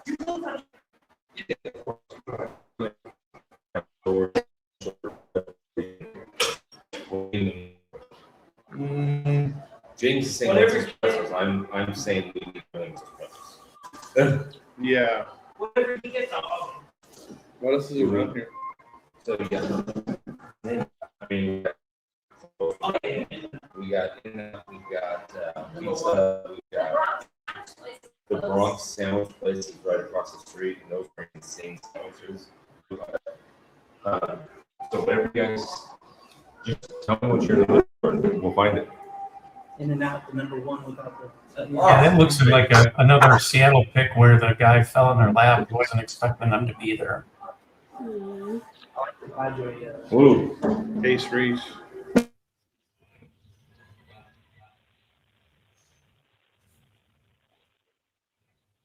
The last guy I think in the top 20 is still the pitcher from Arkansas, Hunter Dietz. Huh. I think everyone else is pretty well accounted for. So you can still get top 20 talent, at least according to MLB.com.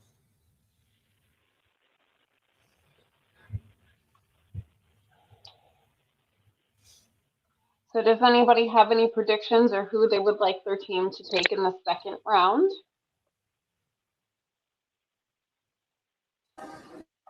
Say again? Sorry about that. I said, does anybody have any predictions or preferences on who you would like your team to pick for the second round?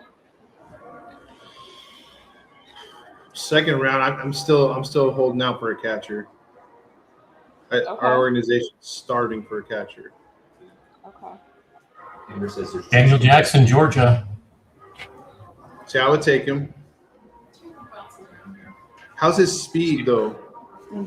Like, is he fast as a catcher, or at least above average?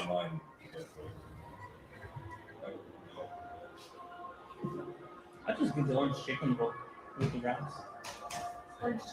That's simple. No, I think expecting speed out of a catcher is a reach too. Yeah. Bonus. That's not the profile. I'm trying to have everything all in one. Buffalo Wild Wings or Panda Express? What do you think?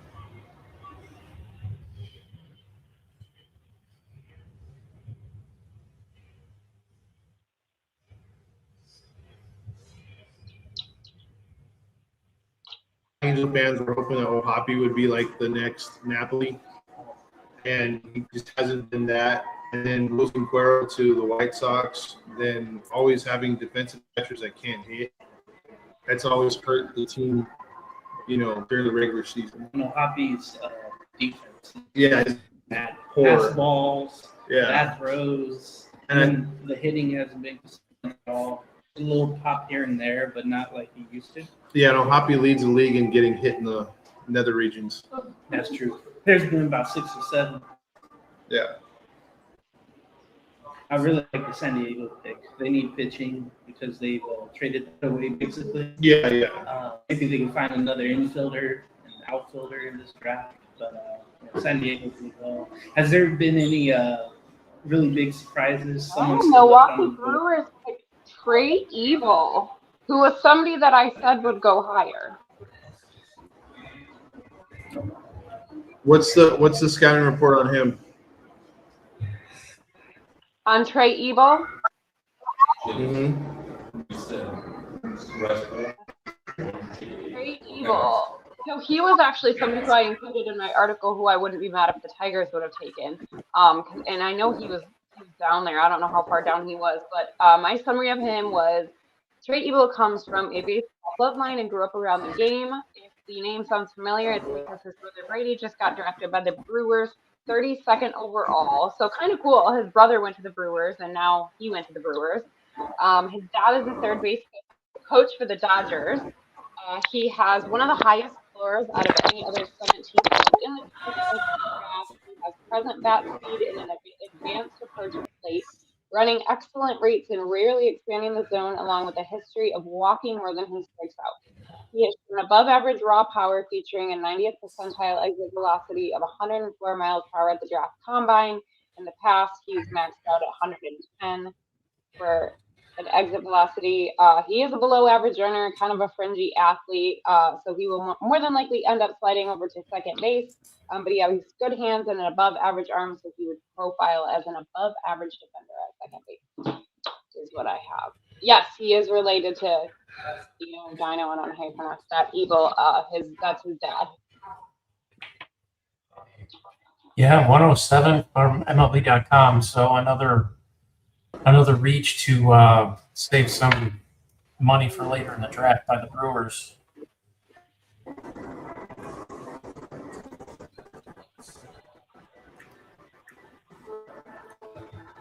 bloodline is definitely there. He looks 30 years old already in that picture. Yeah. Kind of lying. Yeah, I'm shocked by, again, the pitcher from Arkansas, Peter, still available. I thought he would get top 15. So. Yep. Oh.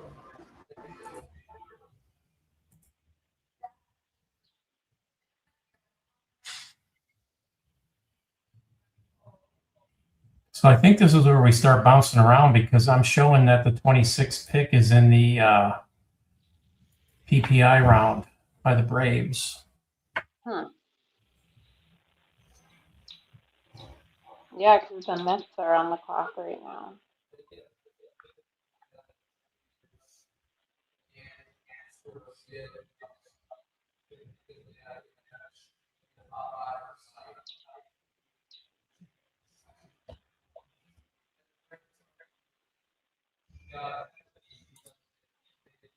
Or the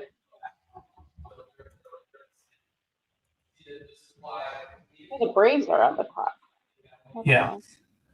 Yeah, it's kind of odd. It's going to bounce around here toward the end. 26 is the Braves.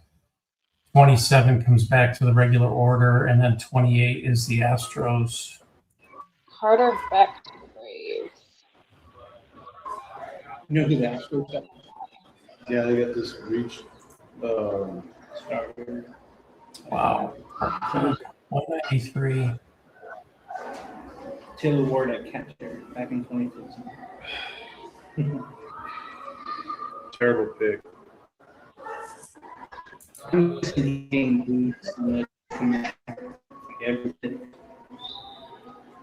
Carter. Now the Mets are on the clock.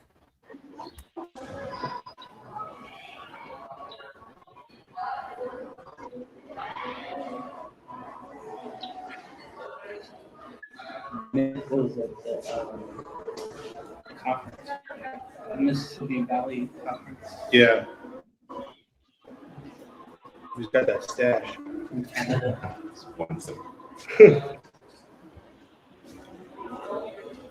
21, so they'll be able to get right away. They kind of need to figure out left field for the Braves. You know, you got Harris there, center, Acuna keeps hurting right, but left field they keep having to rotate outfielders. I think they have Yastrzemski. Oh yeah. They keep having an influx of left fielders. Their infield is pretty good because they're signed, 27, 28, 29, so they're locked up there at least. The rotation probably needs some more.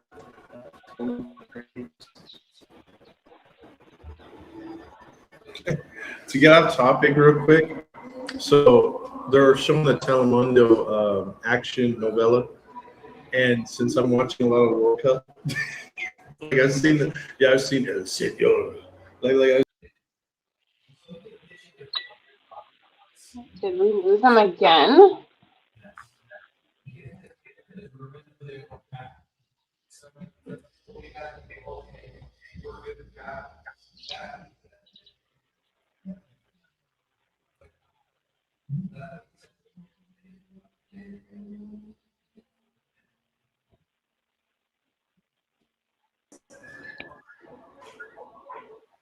we just keep getting booted out. I apologize. You hear us? Yeah. Okay, sorry about that. Yeah, the World Cup's been on fire. You know, was it Norway playing today with the two people they have? What's his name? Holland and what's his name? I forgot. I don't know the names. I just know the World Cup's been Henry pretty Kane. good. There you go, Kane. Yeah. There we go. I'm rooting for them to win since everybody has to play.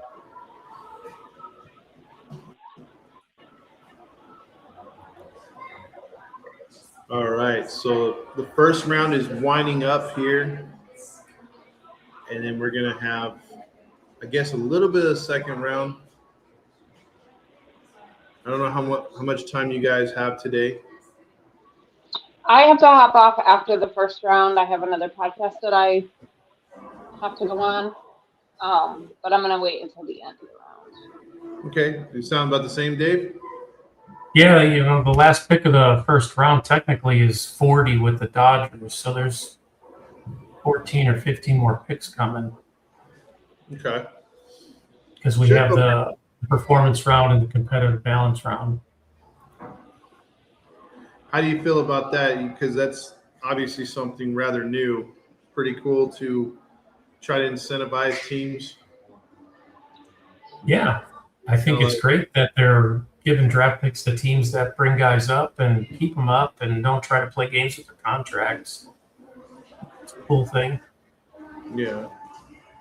A bit of a balance is what it is, and those are the ones like the White Sox showed last night that are tradable, and they picked up the 34th pick just 10 hours ago. So that's a good thing. I'm looking forward to having 2 more picks here in the next 10.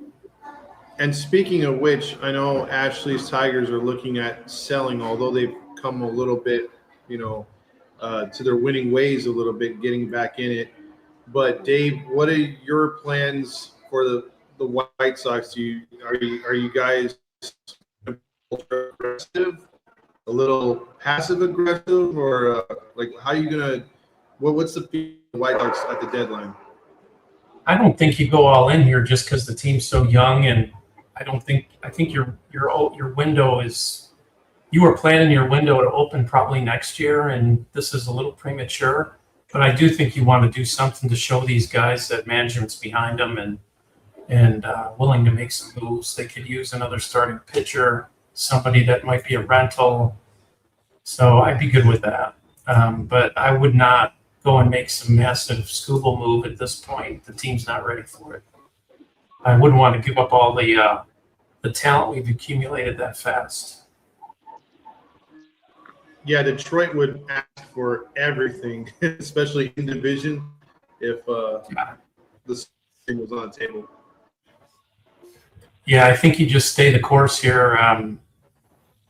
They've got a really nice farm system after today. They should be back in the top 10 of farm systems easily. So I think you stay the course and get some of these younger pitchers up, maybe supplement the staff a little bit. You let these position players go. I think you got to re-sign Murakami and kind of roll from there. What's Murakami's his contract? It's 2 years. So figure 1 year's burned right now. So that's typically when teams try to unload players and get something for them with 1 year left. I think you got to re-sign him as soon as you can.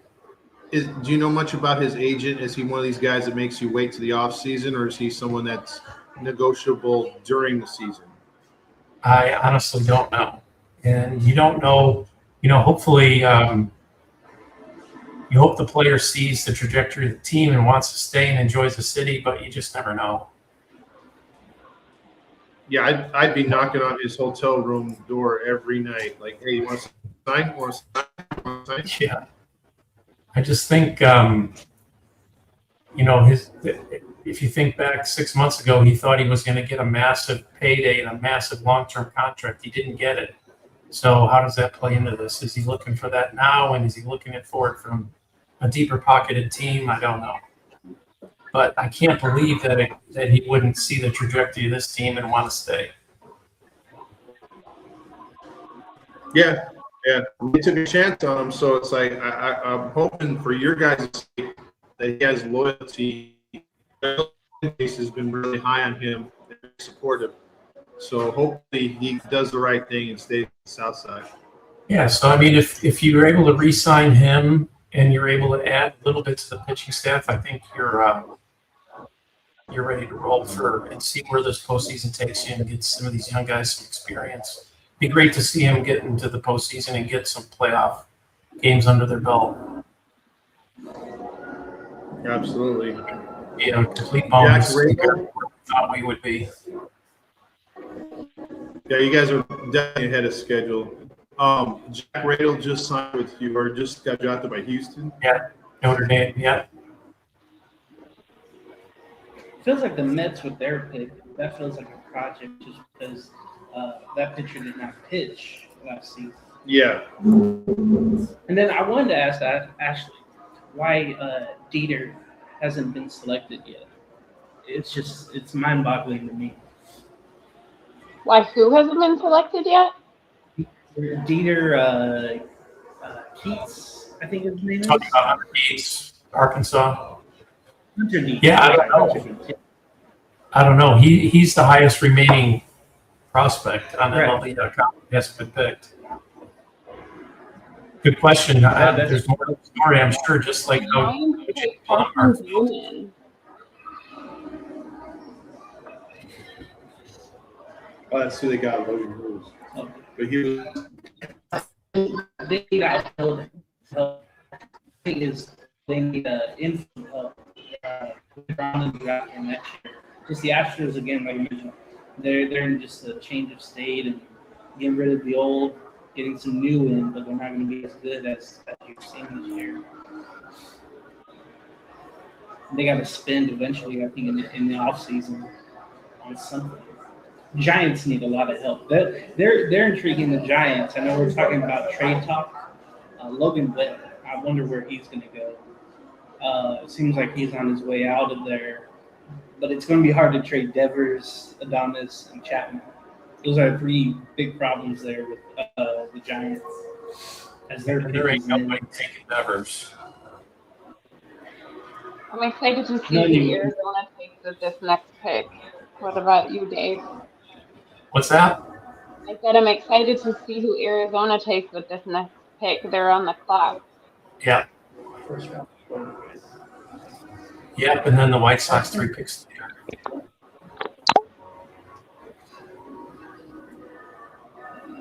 The rumor around social media is that the White Sox grabbed that pick so that they can get Landon Tomey, Jim Tomey's son, either at 34 or 41. That was the trade yesterday. High school player out of Chicago. Tomey works for the White Sox. How it fits. Oh, that makes me feel old. Having dude. Yeah. So many more second generation players now. Yeah. This dude's 6'4" for the Giants. Carson Lemon. Only 19 years that they even South Carolina. Look at that. The downer curveball at 82 miles per hour. So if you're rushing a pitch up there at 596 and you change up like that in arm angle, because that got me a few times. I've seen pitchers like that where they're in the 90s and then they freaking just throw a change up at you, same arm angle and everything. Looks like Lemon pitched in the 2022 Futures game. Yeah. Yeah, Taylor Reid goes to Kansas City, another guy we faced in the regional from Ole Miss. 6'5", right-handed pitcher.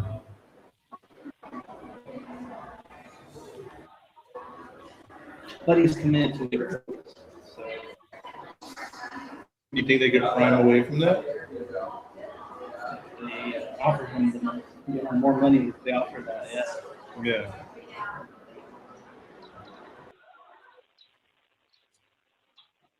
Let's see where the Diamondbacks go. Still a few lefties here available that are top 20, top 30 players. So Yeah, let's see. I lost my Baseball America page. I trust Baseball America a little bit more than I trust MLB when it comes to the prospect ranking. So Oh, I heard of this guy.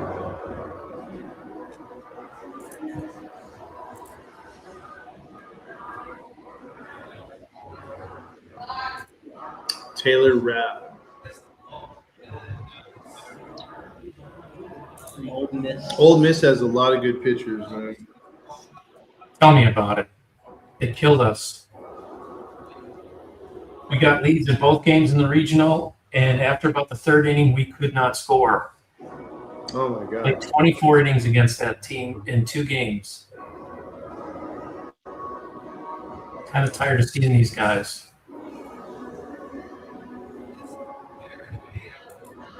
They're all gas, aren't they?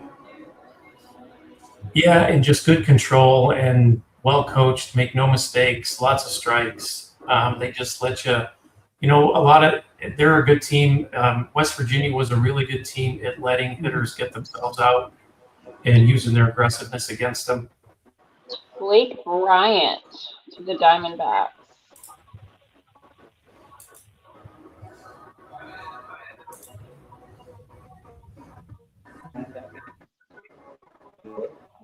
He is a High school pitcher from right-handed Georgia. pitcher out of Georgia, 6'5", 180 pounds, lean and projectable, just like you like to see.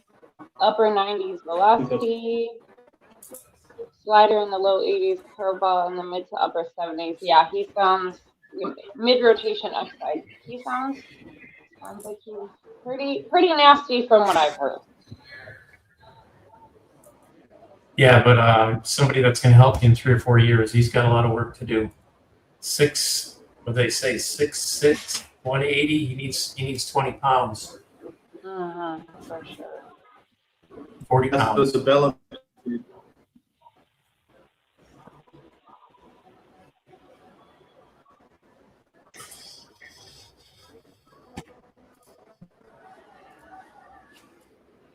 Is it on? I might have to check on the phone though.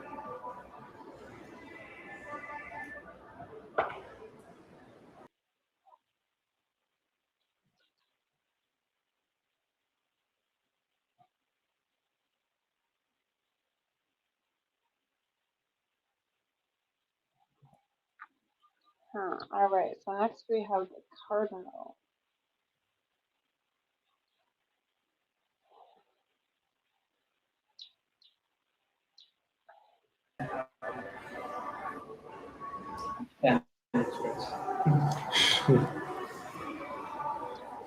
There we go. See it, keep hearing it? What? Madonna. The Madonna song. City Lock. Yes. Oh, there you Right. It's the newest Diamondbacks pick, at least. go.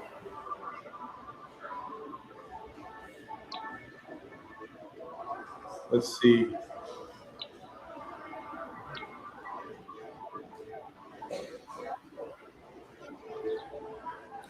Tiger organization?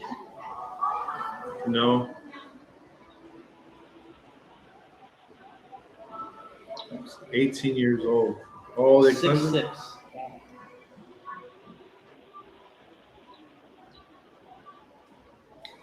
Yeah, he's definitely gonna have to put on some muscle, man. Because 6'6", 180 is a stick. I mean, he's 18. Yeah, 6'6", 180. If he turns sideways, you can't see him. I'm sure professional nutritionist, you put on some weight. Yeah, that'll be part of it. But that's 3 to 4 years away from helping the big team. And being a Diamondback fan, I'd like to see him here. See him be successful and put those 40 pounds on and come up and throw gas. Hopefully, the Diamondbacks can help with development too, because I feel like they don't. I don't know that they have the best track record with developing pitchers. They had a wave of guys come through. Brandon Pfaadt and Ryan Nelson and a few of those guys, and it's been a little bit lean since that whole wave came through.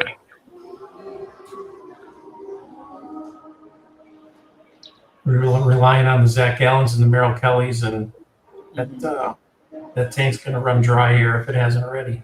I didn't realize Merle Kelly. I didn't realize how old he is. yeah, On his way out. Tegan Coons goes to the Cardinals out of Tennessee. Probably the best right-handed pitcher left on the top prospects. Had a really good season, really good time in the SEC tournament and the regionals.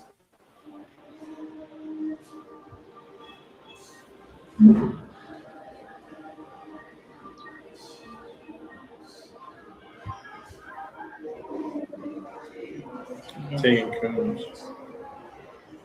Another North Carolina. That's just- Yeah, it could be. Because all these pictures are from the combine. Yeah. You know, the MLB had. They had that one shortstop throw like 85, 90 miles per hour over to first. And Coombs is an older sophomore. Right? He's 21 years old, but he only played 2 years in college. So probably one of the reasons he went through at the combine if he did. Comparisons, Brian Moore. I see that. Chopping out at almost 100 miles per hour right there. Got Kershaw curveball right there. Well, a little bit faster, but you haven't seen that in a while. A pitcher that has that Clayton Kershaw curveball. Yeah. I saw Shane Bieber yesterday for Toronto. He was all right. He was decent. Just gave up a home run to Bogarts. I remember when the Angels wanted him. Mm-hmm. Shane Bieber was another Cleveland pitcher, right? Mm-hmm. Yeah. He was there like when Kluber was there, but Kluber was on his way out. And What was the other guy? The one that went to the Dodgers? Had him too. The one that's out the league. David Fletcher. No, pitcher for the Dodgers. That's, for what? I don't know for what. Remember he hit the Julio Lewis. no, the other one, the right-hander. Oh, Trevor Bauer. There you go, Bauer. duh. So that team might have to go ahead. Yeah. Yeah. Do not say that on air. Taj Martin.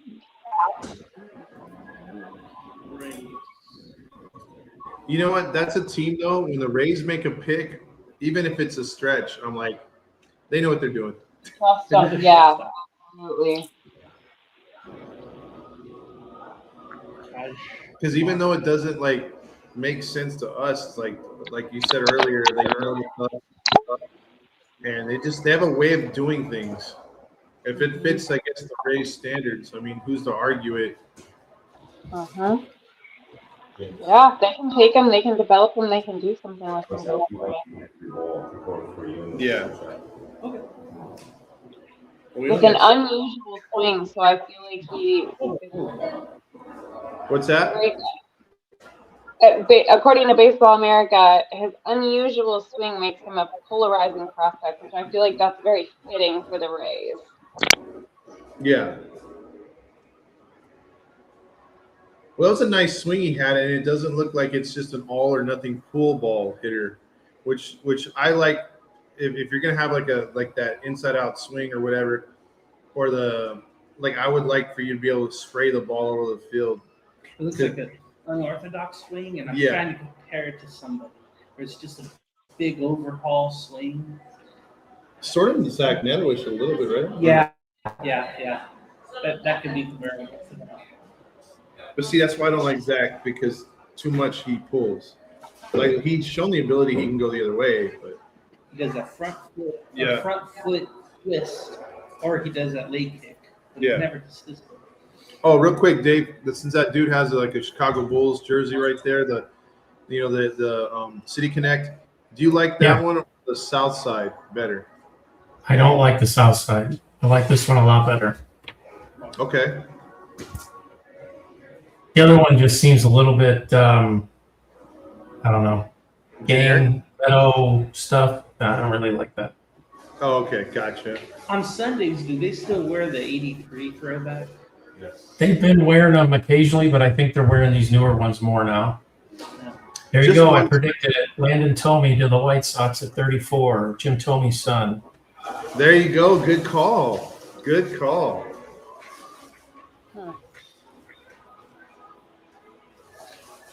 Is that Chris Getz there as the GM, I want to say? Yep. I know last year he was, brought in, and it seemed like he wasn't comfortable. Not comfortable. It was just a question Well, how he would do. you know what? Everybody questioned that because they didn't go outside the organization, but the fact of the matter is they cleaned house, and he brought in all of his own guys top to bottom. So it's just a completely different organization when he came in. Dude, he has his dad's swing. Look at that. He does. Oh man.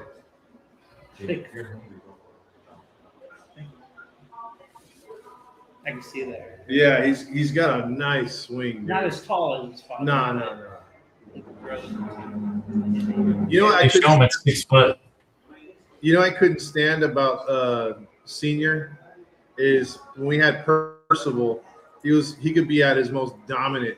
He goes to pitch against Cleveland, whether it was at Cleveland or at Anaheim, and Tommy would rip him to shreds, man. Yeah. He could hit Percival so easy. He was special to watch when he was good, man. Yeah. Like I said, his dad works for the White Sox now. I don't know what capacity he's in. Really doesn't matter, but I'm sure that had a little something to do with it. They took Jaden Fauske last year from the same high school in the second round. So those two kids, Fauske and Tommy, were high school teammates. Now they're both in the White Sox minor league organization. So pretty cool.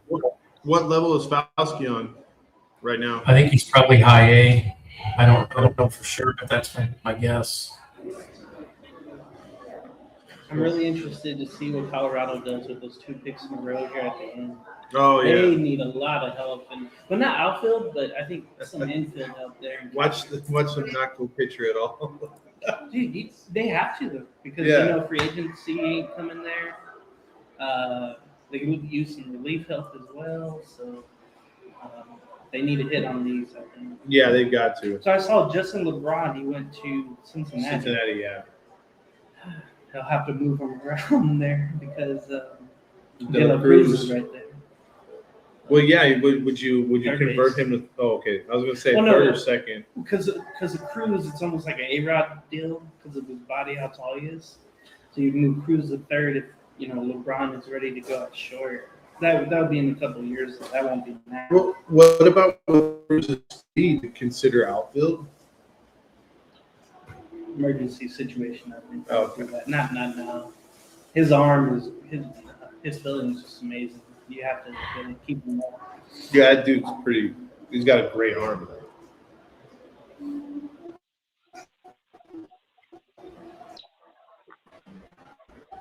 We're winding down this first round, last 5 picks. I'm gonna go out and say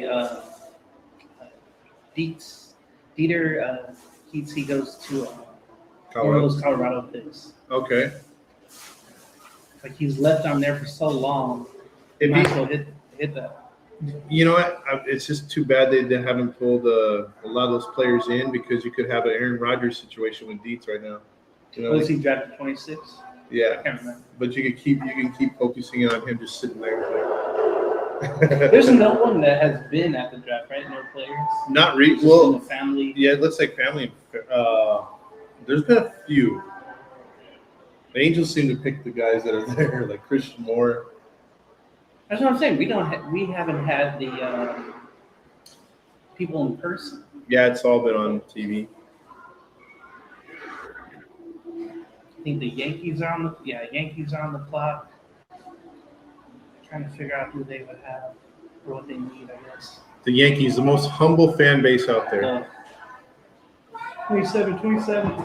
That's all they could count to. Yeah, that's it. They'll get Beats probably in there. And the Yankees are on the clock. Let's see who they get.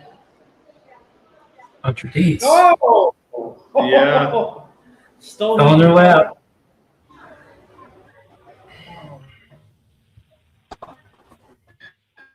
He'll either be greater or burn in the Bronx. But if he gets Tyler Spangler Yeah. to Philly. Wow.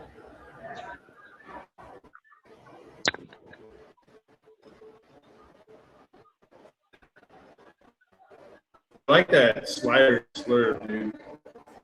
Oh. Trinity, Florida. success. Almost as tall as Kurt, though. I'm sorry, taller than Kurt. Good fastball, man. It seems like he has all the good pitches. I wonder why he dropped. I don't know. That's weird. You guys see Tyler Spangler to Philly? Kyle Spangler? Tyler Spangler, shortstop. He was one of the guys I wanted the Tigers. I'm happy with it.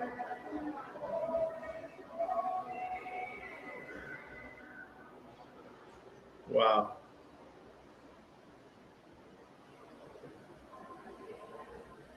Yeah, they're kicking him out. No, the Phillies are on the clock, so they're.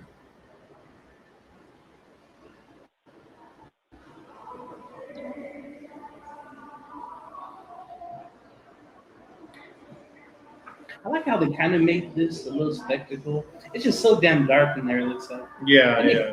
The light comes on, but when Philly is picking, but they try to make it seem like the NFL draft, NBA draft, NHL draft. They're definitely trying. They were talking about earlier. You can't. Okay, I'm casual. Let's just say, right, or a little bit more when it comes to baseball. But you can't really make this draft big because they're not going to help the team right away, right? It's not going to be like an Angel situation for every team where they're going to come up and do something, right? So, like, how do you make a draft that people will tune in and watch? First of all, don't put it on Peacock where you have to switch channels. You know, this is just awful. They're working on it next year. Next year. Yeah. Oh, that's Cole Hamels. Wow. Seen him forever. Cole Hamels. I think he's from Poway, down in San Diego, I want to say. Those are some cool jerseys. I've always liked teams with pinstripes. It's pretty cool. Except when the Angels had it. I think since 1991 they've had those. Yeah. 36-60, dang. They'll get younger in this draft, basically. Yeah. Yeah. I still want to see what the Angels do with that $11 million bonus pool money there. Probably draft Artie's wallet. He thought, I'm going to buy some more billboards. They have the only one in Orange County right there, the Coors Light. Yep. Lone Star says he loves the pinstripes. Yeah, pinstripes are cool, man.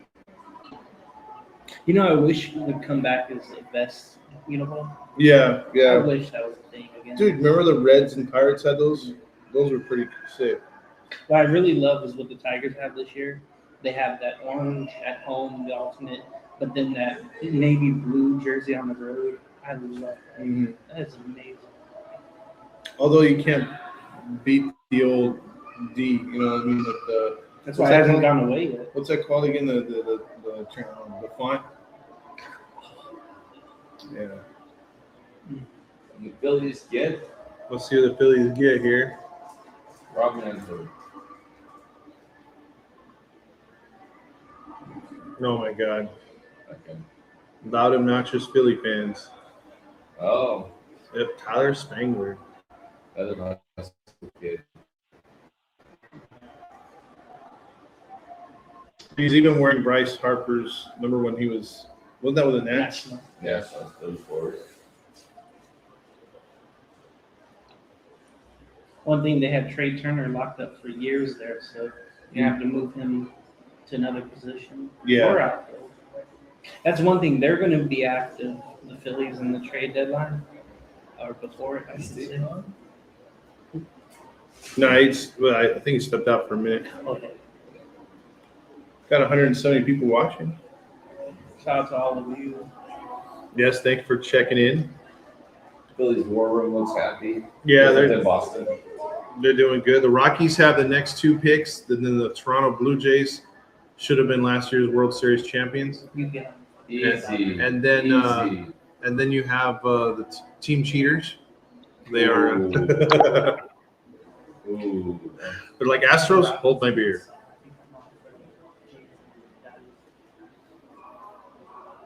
from De La Salle. Yeah. You know, SoCal does have a rich history of players. Wasn't that Northern California? De La Yep. Salle? Danville. Okay, California in general has a rich. Their football, their high school football team would always play in So the we're talking about, CIF. are we talking about California now or California? Yeah. That part of it, like when it went all the way down and all the way over. Or, I just want to point out that 2 of the 3 Golden Spikes finalists are from Arizona. yes, I bet. yes. One of them's going to go number 1 overall next year. What's up, dude? How was it? It was great. It was great. Yeah.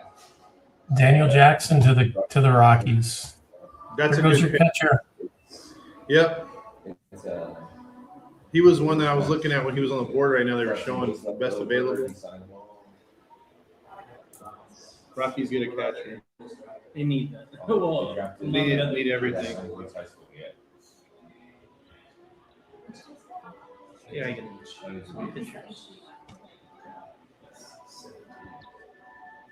Yeah, it was not what these guys were. Do you think, like, if you have 2 picks in a row, you could just put them both in at once and just move this along?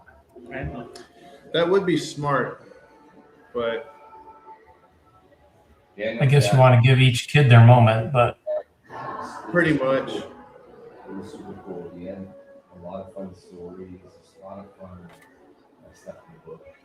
They do that with the NFL too. Sometimes it's like they could easily pick, or they'll say the pick is in, and then they play out the entire time, even though the pick is in.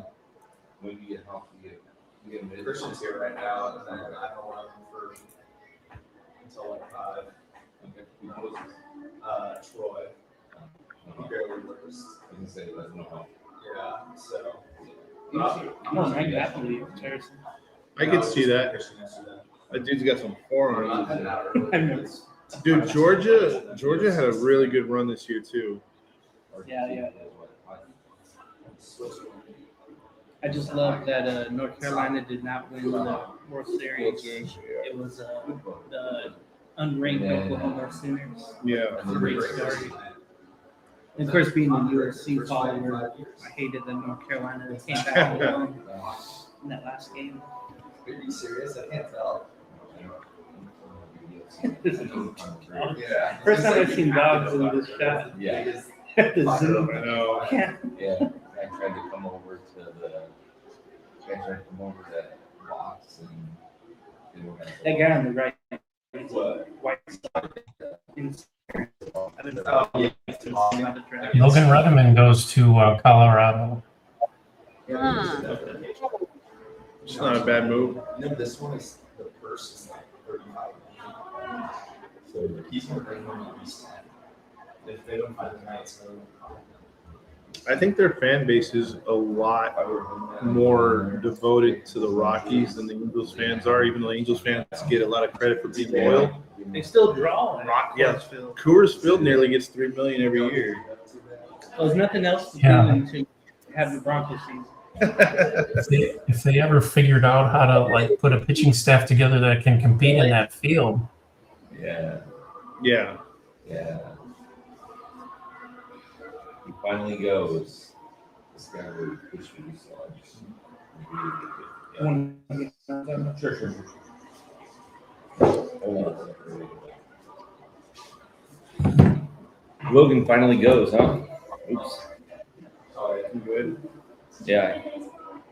He finally I goes. played college Dave, how do you feel? basketball. How do you feel about him going to Colorado, though? I just didn't like it. well, I mean, any pitcher is going to be happy to be drafted at all, but I mean, that's a tough place to pitch. You know, if it doesn't kill you, it makes you stronger, I guess.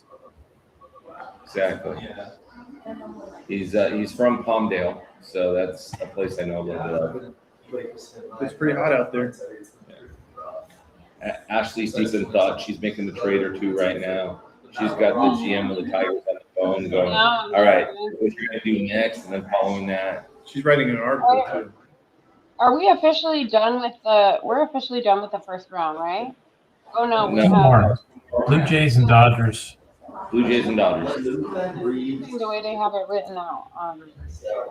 Yeah, it's pretty confusing. I think we'll stay on for the White Sox pick just to get Dave's reaction. Just see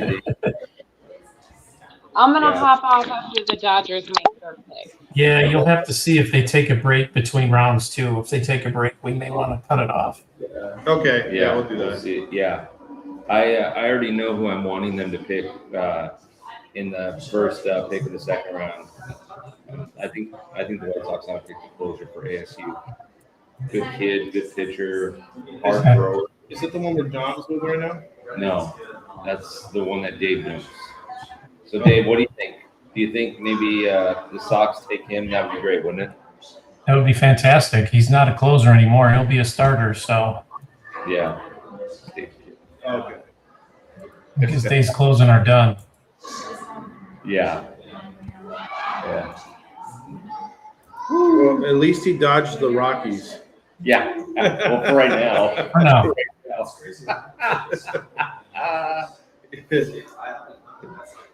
Let's go. I want Mason Edwards for the Dodgers. Let's go. I think you guys should forfeit your. Oh, your ASU guy went to the Blue Jays.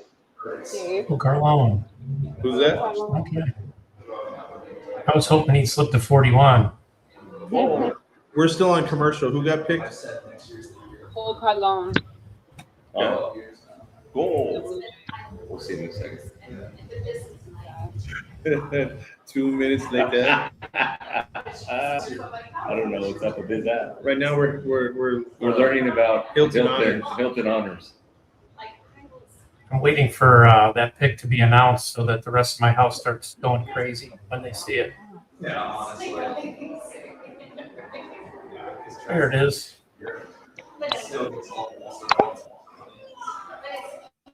still wearing a Guardians hat.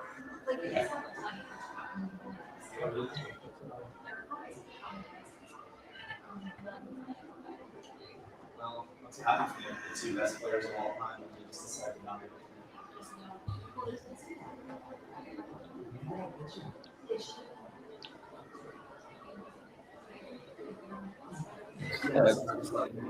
Yeah, there you go. Bada bing. Arizona State. Yeah, the house just started going nuts. Is there people over at your house right now, Dave? Yeah, they're all in the other room watching. Is it just Derek and Patty, or is some of his teammates over? No, my dad's over and his girlfriend's over. Okay. Yeah, there you go. This kid's good. This kid's really good. This team. Everyone was so much happier. Eagles win. Yes. My show would be much better. Yeah. No, I like it when you picked off. He's like, I usually am, but I'm considered negative Nancy since there you I go. follow the Angels. Ashley, look at this.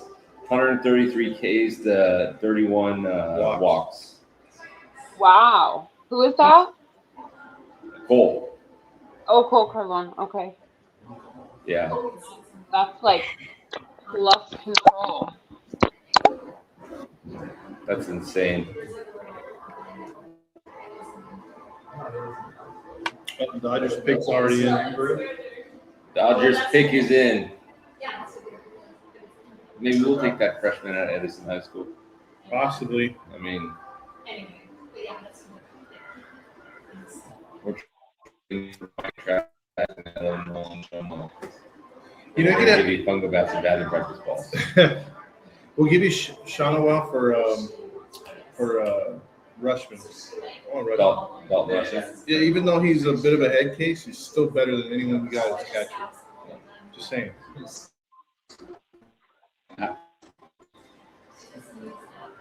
And I'm seeing Shonawell- online there's no break between rounds, so Okay, so Dave, if you want to stick around for a few minutes, that's fine. Ash, I'll reach out to you about tomorrow's agenda and everything like that. And Okay. Dave, if you're available tomorrow and you want to join Ashley and I, that would work. But yeah, that's if, fine. but I don't know what your schedule's like with the draft and everything. Is there a break? No. I don't think so. We're still waiting on the Dodgers, and then the White Sox are 41, and then we can pull the plug. Okay. Sounds good. Please pick Mason Edwards. Let's go. Please pick Mason Edwards. Yeah.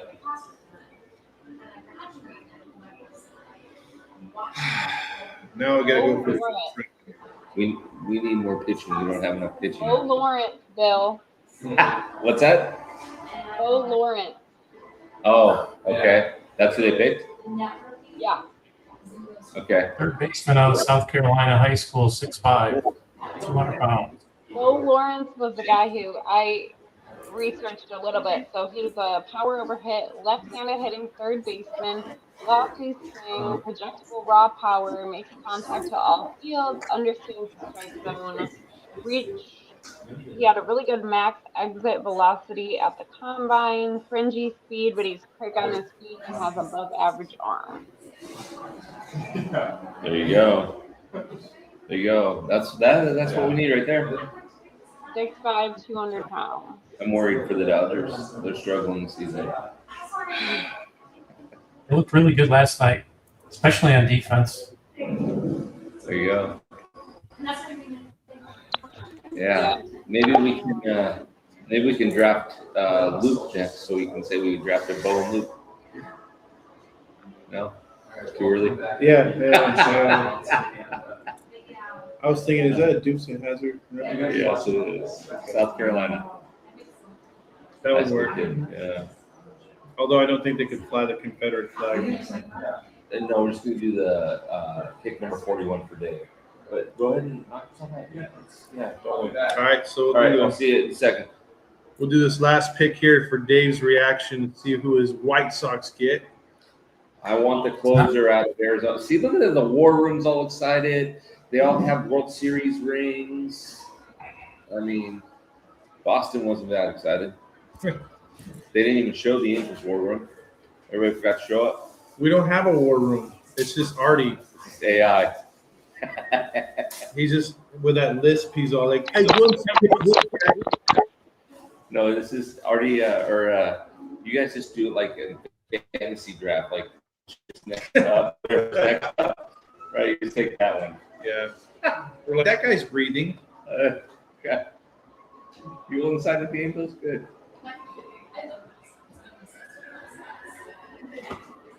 Oh no, wait a second here. Courtesy, I guess not. we'll see. I can tell you something about that, about the MLB or the NFL, NBA draft. Woo! All right. Arson Judge, Bobby Witt. Since you guys are ahead, we're on commercial. Have they come back yet, or?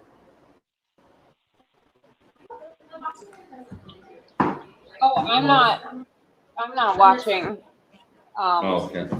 I was just refreshing Twitter. Yeah, Oh, I'm just refreshing, trying to see if the pick comes in. By the way, thank you for being patient today with us, Zach. Zach said he had a presentation that was 35 to 40 minutes, and he went over 2 an hours. hour. Yeah, it was good stuff. It was a lot of fun. yeah, it was good. You even got a book out of it, and Yeah. you even autographed it. Yeah, it's a pretty good book. You got 2 autographs today. 3, didn't Yeah, you? Bobby Valentine. Did Bobby sign one of the pages? Yeah, he signed inside a couple pages actually. Did Yeah, pretty cool. Wow, the talk White with him. Sox game today already went final, 1-0 shutout. a 1-0 shutout? Yeah, they're already final.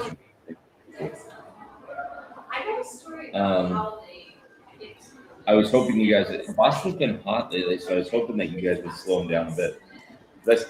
I still want you guys to win that division. You guys, wouldn't that be They're amazing? beating up on the A's now. Wouldn't that be amazing, Dave, to go from 122 losses to 102 to win the division? Heck yeah. Are the White Sox on the clock, or what are we waiting for?